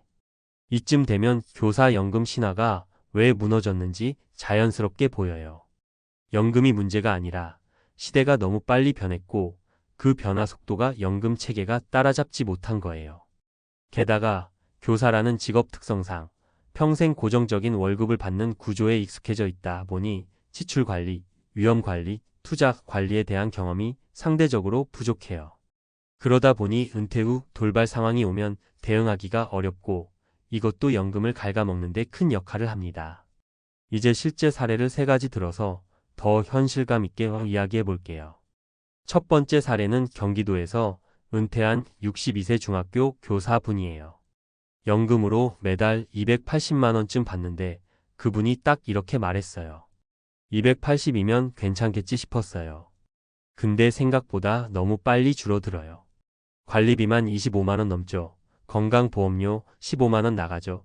차 유지비 30만 원, 식비는 저는 둘이 사는데도 70은 나가요.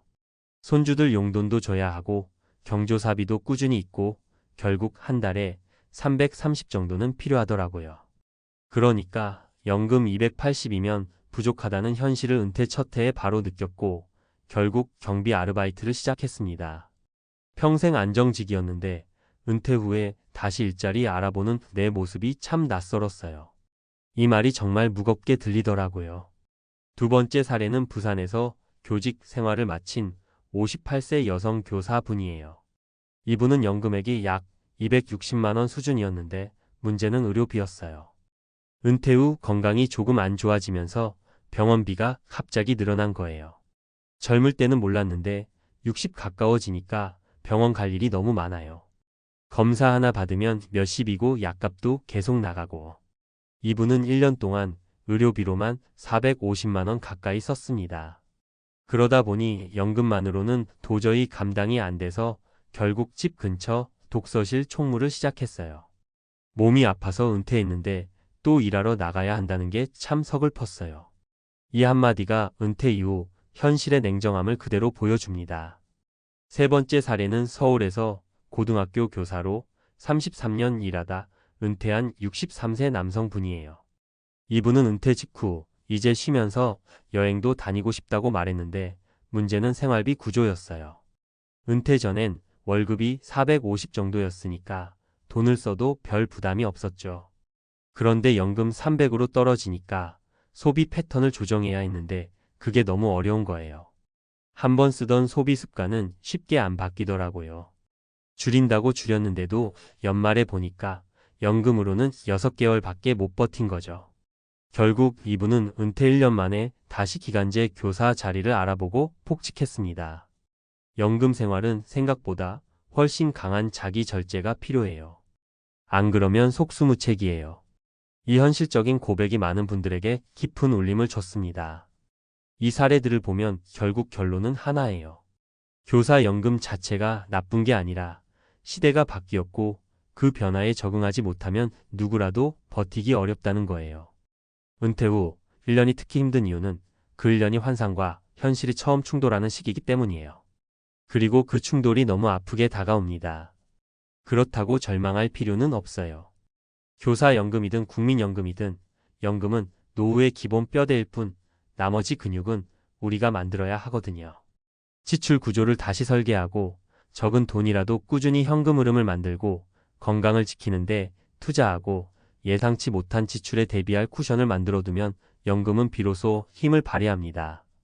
그걸 준비한 사람과 준비하지 않은 사람의 노후는 정말 하늘과 땅 차이예요. 은퇴는 끝이 아니라 새로운 시작이에요. 다만 준비 없이 들어가면 그 시작이 너무 무겁고 때로는 무서울 만큼 가혹하게 느껴질 뿐이에요. 연금 신화를 믿고 가만히 있던 시대는 이미 끝났고요. 이제는 내 노후를 스스로 설계해야 살아남는 시대가 온 거예요. 그래서 지금 이 글을 읽고 계신다면 아직 늦지 않았다는 뜻이에요. 교사든 직장인이든 연금이 얼마인지 보다 내 노후 구조가 버틸 수 있는가를 먼저 점검해야 해요.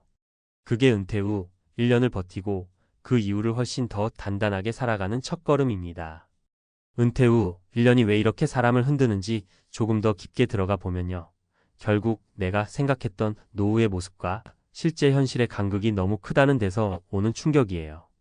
교사분들이 특히 더 크게 느끼는 이유는 평생 안정적인 급여와 확실한 시스템 속에서 살다 보니 변화의 충격이 배로 와요.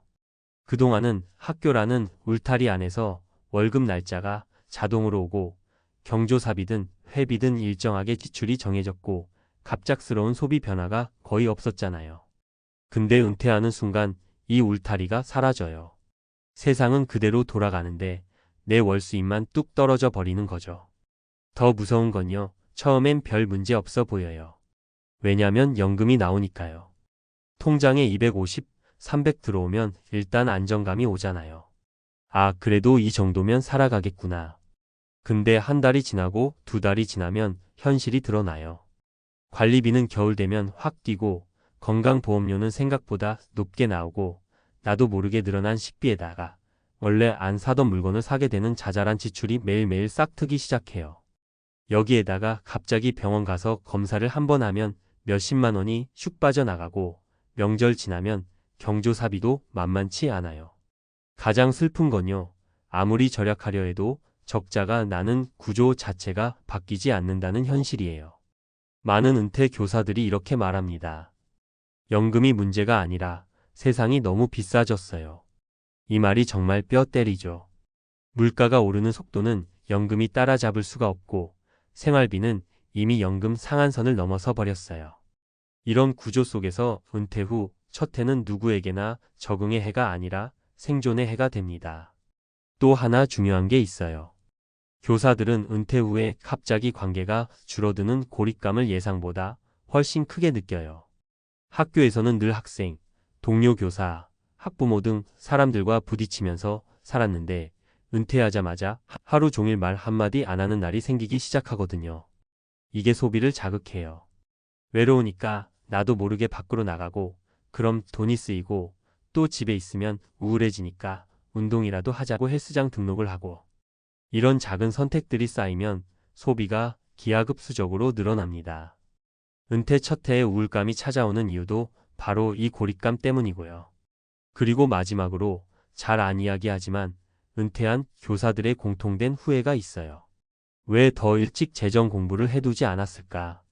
투자든 지출 관리든 세금이든 은퇴 플랜이든 교사분들은 안정적인 직업이라는 이유 때문에 위험 관리나 미래 자산 설계에 상대적으로 관심을 덜 가졌던 게 사실이에요. 그러다 보니 은퇴하자마자 갑자기 매달 들어오는 연금 빼고는 돈이 자라지 않는 구조가 되어버려요. 이건 생각보다 빠르게 불안감을 키웁니다. 왜냐면 오래 살아야 하니까요. 20년이면 모르겠지만 30년, 35년을 연금 하나로 버틴다는 게 쉬운 구조가 아니거든요. 결국 은퇴 후 1년이 위험한 이유는 단 하나예요. 삶의 모든 구조가 한꺼번에 바뀌는데 소득만 줄어들기 때문이에요. 이걸 미리 알고 준비한 사람과 그렇지 않은 사람의 차이는 정말 극명하게 갈려요. 그리고 이 간극이 바로 은퇴 1년 차에서 결정적으로 드러납니다. 그래도 희망이 있어요. 아직 연금이 나오고 자산이 있고 무엇보다 지금 이 상황을 정확히 이해하고 있다는 것 자체가 굉장히 큰 힘이에요. 은퇴라는 건 편안함의 시대가 아니라 재설계의 시대예요. 소비 구조를 바꾸고 지출을 줄이고 작은 부업이라도 현금 흐름을 만들고 관계를 회복하고 건강을 지키는 루틴을 만들면 은퇴 후 삶은 얼마든지 다시 탄탄해질 수 있어요. 결국 교사 연금 신화는 무너진 게 아니라 연금만으로 버티는 삶이 무너진 거예요. 이 사실을 빨리 깨닫는 사람이 은퇴 후 삶을 더 길고 안전하게 살아냅니다. 처음엔 다들 이렇게 말하세요. 아이고 뭐 은퇴하면 지출이 줄어든다잖아. 애들도 다 컸고 직장 다니면서 쓰던 돈도 없고 조용히 살면 되지 뭐. 근데요, 정말 조용히 살려고 계산기만 한번 두드려보면 그 순간 피가 확 식습니다. 다들 겪는 그 느낌 돈이 모자라서가 아니라 앞으로 몇 년을 더 버텨야 하지? 이 생각이 전신을 얼어붙게 만드는 겁니다. 특히 은퇴하자마자 딱 한 달 살아보면 알아요. 내가 알고 있던 노후 지출이 아니라 현실의 노후가 얼마나 다른지. 물가 한번 뛰고 관리비 고지서 한 장만 잘못 나오면 심장이 덜컥 내려앉는 이유가 거기에 있습니다. 솔직히 말해서 은퇴가 무서운 건요. 돈이 없어서 무서운 게 아니라 모자랄지도 모른다는 생각이 사람을 서서히 잠식하기 때문입니다. 그 조용한 공포가 은퇴자의 마음을 가장 먼저 무너뜨립니다. 이런 이야기하면 많은 분들이 고개를 끄덕이세요. 맞아요. 나도 은퇴 전엔 몰랐어. 한두 푼 나가는 게 아니라 꾸준히 매달 끝이 없더라고요. 그래서 오늘은 은퇴 후 꼭 마주하게 되는 현실, 그리고 정말 많은 분들이 피를 씻게 만들었던 3가지 사례까지 솔직하게 말씀드릴게요. 지금 이걸 듣고 계신다면 최소한 당신만큼은 같은 실수를 반복하지 않으셨으면 해서요. 먼저, 은퇴 후 가장 먼저 사람을 덮치는 건 고정비의 무게입니다. 직장 다닐 때는 내가 벌면서 지출을 감당하니까 그 존재감이 잘 안 느껴져요. 근데 소득이 끊기고 나면 아무것도 안 해도 1년에 몇백만 원씩 빠져나가는 그 감각이 사람을 질리게 만듭니다. 예를 들면요. 전기세 관리비, 통신비, 보험료 이런 것들은 내가 아끼고 싶다고 해서 갑자기 줄어드는 게 아니잖아요. 여기에 나이가 들수록 늘어나는 병원비와 약값까지 더해지면 정말 이걸 앞으로 몇십 년 견딜 수 있나. 이런 막막함이 매일 마음을 흔듭니다. 그리고 은퇴 후 가장 큰 착각은요. 노후엔 덜 쓰겠지. 거의 대부분 틀립니다.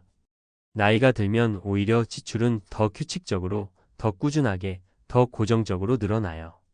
외식은 줄어들지 모르지만 병원 약, 교통비, 난방비, 기본 생활비는 절대 내려가질 않습니다.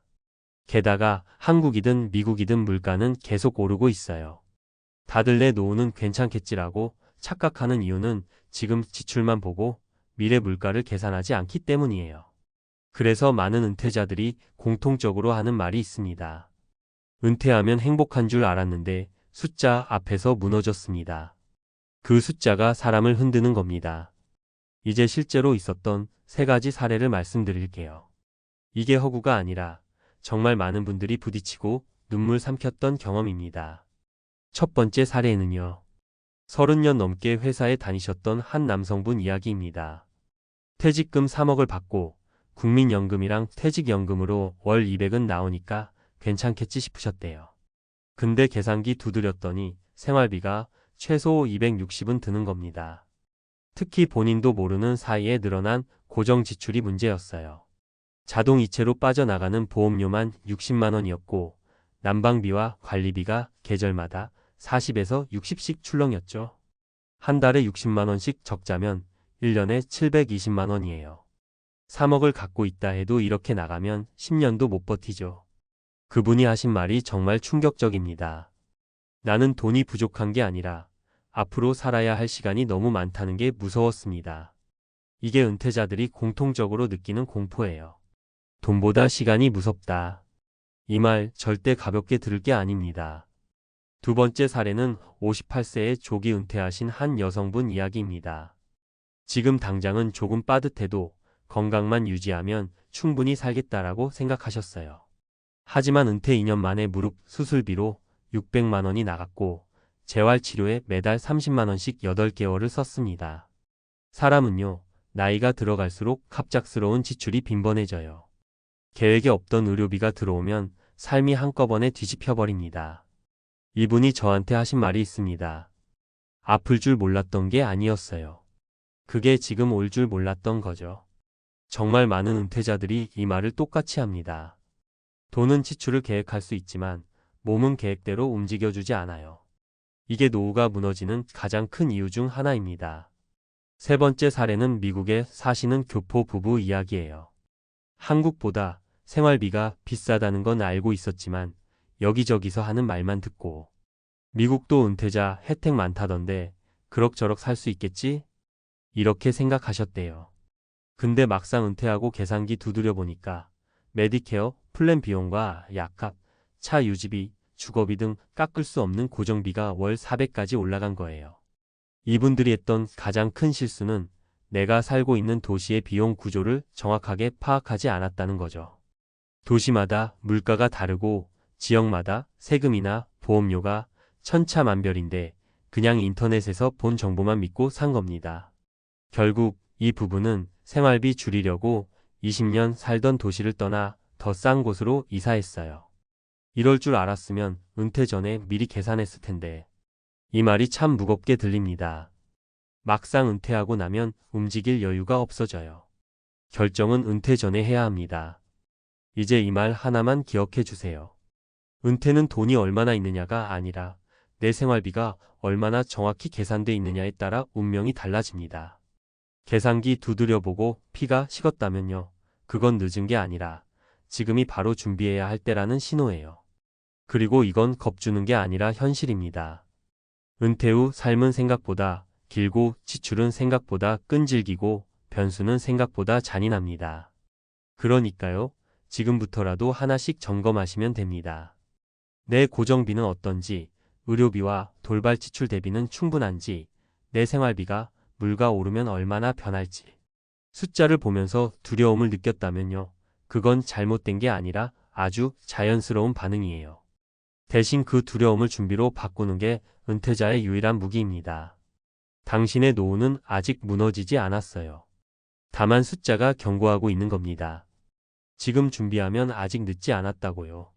그래서 많은 은퇴자분들이 공통적으로 느끼는 게 있어요.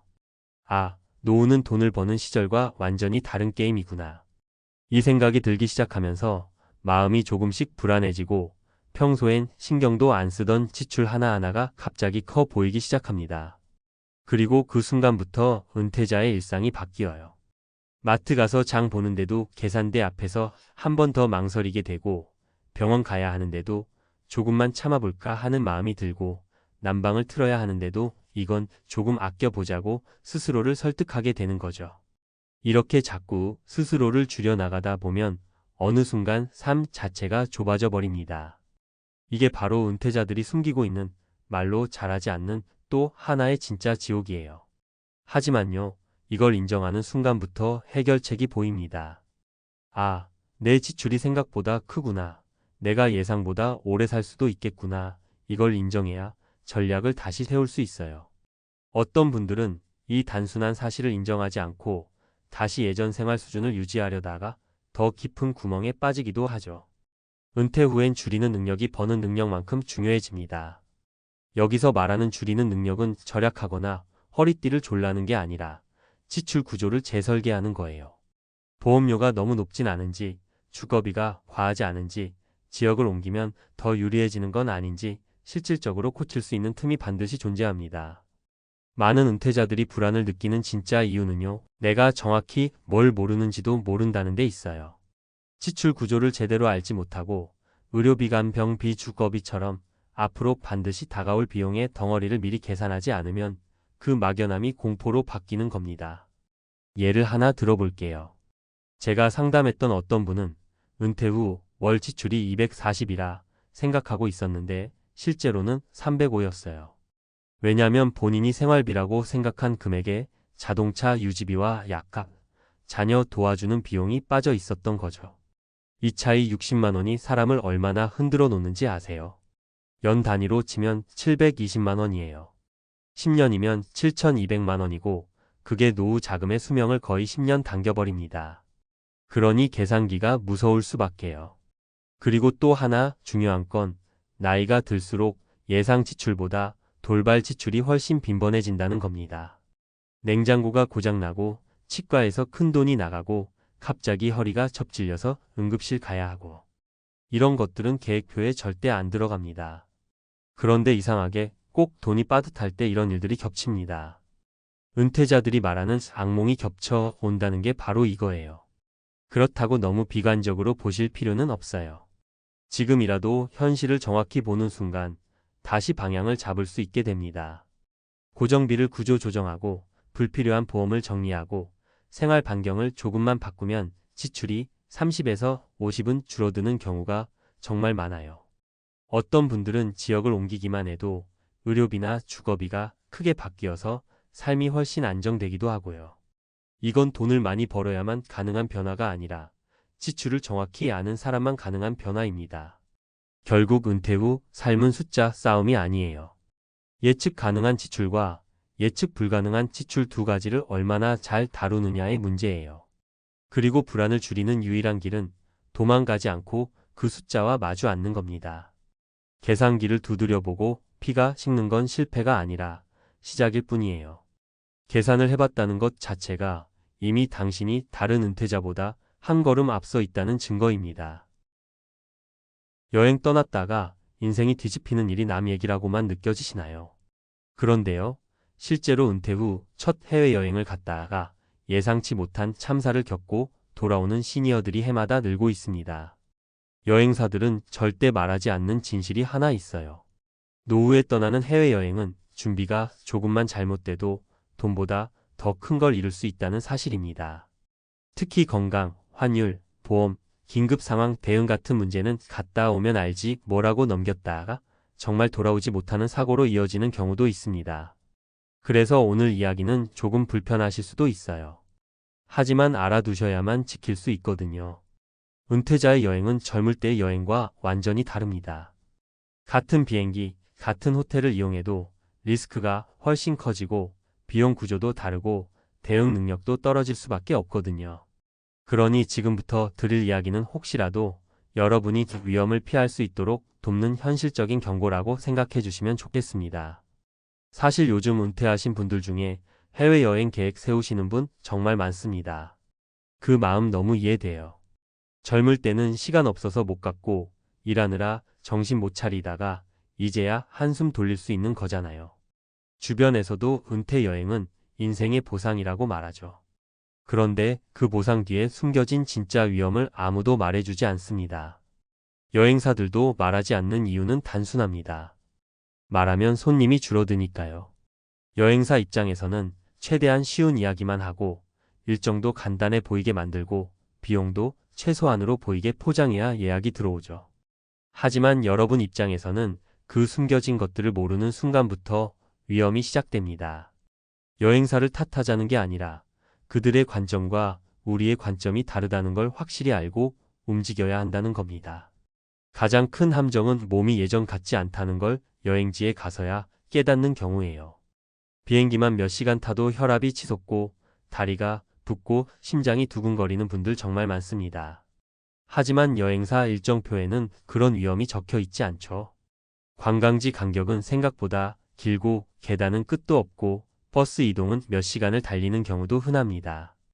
여행 중 급성 질환이 오면 한국처럼 바로 병원을 가기도 어렵고 의료비는 상상 이상으로 나옵니다. 그리고 이 모든 게 여행 전에는 한 줄도 설명되지 않습니다. 편한 일정입니다. 라는 말 한마디가 전부예요. 또 하나의 함정은 환율과 추가 비용입니다. 여행사는 기본 가격만 보여줘요. 5만 원이면 가능. 이런 문구들. 하지만 실제로 가보면 옵션, 팁, 식사 업그레이드, 입장료, 현지 교통비 이런 것들이 눈덩이처럼 불어나요. 연금으로 생활하시는 분들에게 이런 예상 밖의 지출은 한 달 생활비 전체를 흔듭니다. 심지어 카드 결제했는데 나중에 한국 도착하고 확인해보니 환율 차이와 수수료가 역겨 두세 배로 나온 사례도 있어요. 여행사 설명서에는 없습니다. 현지 상황에 따라 비용이 발생할 수 있습니다. 딱 이 한 줄로 끝이죠. 그리고 마지막, 가장 치명적인 위험은 혼자 해결할 능력이 줄어든 상황에서 해외에 있다는 것입니다. 짐을 잃어버리거나 여권을 잃어버리거나 혹은 갑자기 쓰러지거나 심지어 길을 잃어도 예전처럼 판단이 빠르지 않아요. 이런 상황을 여행사 직원이 책임져 줄까요? 아닙니다. 그들도 한계가 있고 또 절대 책임질 수 없는 문제들이 많아요. 결국 스스로 감당해야 하는데 그게 너무나 어렵다는 겁니다. 이제 실제로 벌어진 3가지 사례를 말씀드릴게요. 아마 들으시면 왜 제가 이렇게 강하게 말씀드리는지 확 이해되실 거예요. 첫 번째 사례는 72의 어씨 이야기입니다. 평생 처음으로 유럽 패키지 여행을 갔습니다. 일정표에는 편안한 관광이라고 적혀 있었지만 실제로는 매일 10,000보 이상 걷고 계단이 많고 긴 이동이 반복됐어요. 사흘째 되는 날 호텔에서 샤워하다 갑자기 어지럼증이 와서 실신했습니다. 현지 병원에 실려갔는데 검사비와 응급치료비만 900만 원이 넘게 나왔습니다. 여행보험도 가입하긴 했지만 약관에 기존 질환의 악화는 제외라고 적혀 있어 절반도 보상받지 못했습니다. 여행사에서는 저희가 책임질 수 있는 부분이 아니다 라는 답변만 했고요. 결국 그는 귀국하고 몇 달 동안 충격에서 벗어나지 못했습니다. 두 번째 사례는 부부로 여행 간 B씨 부부입니다. 동남아 여행이 저렴하고 가볍다고 믿고 떠났습니다. 그런데 현지에서 카드 결제를 여러 번 했는데 여행 중엔 얼마인지 감이 안 잡히죠. 돌아와서 확인해보니 환율, 수수료, 현지 결제 방식 문제로 금액이 예상보다 훨씬 불어난 상태였습니다. 심지어 리조트에서 디파짓으로 잡아둔 금액이 제대로 취소되지 않아 200만 원 가까이 묶이는 바람에 한 달 생활비가 통째로 사라졌습니다. 여행사에서는 현지 규정이라 어쩔 수 없습니다 라고 했지만 사실 출발 전에 미리 안내만 해줬어도 막을 수 있었던 일이었습니다. 세 번째 사례는 혼자 여행을 떠난 CC 이야기예요. 젊을 때 혼자 여행 다녔던 기억으로 나도 아직 괜찮겠지 하고 떠났습니다. 하지만 현지 공항에서 짐을 잃어버리는 순간부터 모든 게 꼬였습니다. 여권이 든 가방이 사라져 현지에 발이 묶였고 대사관까지 가서 임시 여권을 발급받는데 며칠이 걸렸습니다. 숙소도 다시 잡아야 했고 예정보다 오래 머무르게 되면서 비용은 2배로 올랐고 여행사는 단독 여행자는 책임지지 않는다는 규정만 들이밀었습니다. 결국 CC는 귀국 후 며칠 동안 잠도 제대로 못 잤고 이제 다시는 해외 안 간다라고 말할 정도로 큰 충격을 받았습니다. 이 사례들은 극단적인 게 아니라 실제로 흔하게 벌어지는 일들입니다. 여행사들은 말하지 않아요. 말하는 순간 예약이 줄어드니까요. 그래서 은퇴자들은 늘 가장 위험한 위치에 서게 됩니다. 체력은 떨어지고 긴급 대응 능력도 떨어지고 보험 약관을 꼼꼼히 읽는 것도 쉽지 않고 환율이나 결제 방식도 익숙하지 않고 그러다 보니 조금만 엇나가도 여행이 인생의 즐거움이 아니라 큰 상처가 되어 돌아오는 거죠. 그래서 제가 드리고 싶은 말은 단 하나입니다. 은퇴 후 여행은 가볍게 가면 안 됩니다. 예전처럼 들떠서 혹은 즉흥적으로 가면 반드시 문제가 생깁니다. 몸 상태, 약 복용 여부, 보험 보장 범위, 여행사의 진짜 일정 구성, 긴급 연락망, 환율과 결제 구조 이런 것들을 출발 전에 꼼꼼히 확인하고 준비해야 살아 돌아옵니다. 여행은 분명 즐거운 것입니다. 하지만 준비되지 않은 여행은 인생 후반부에 재앙이 될 수 있습니다. 여행사들이 말해주지 않는 진실, 이제는 여러분이 알고 계셔야 합니다. 그래야 위험을 피해가고 진짜 의미 있는 여행을 즐길 수 있으니까요.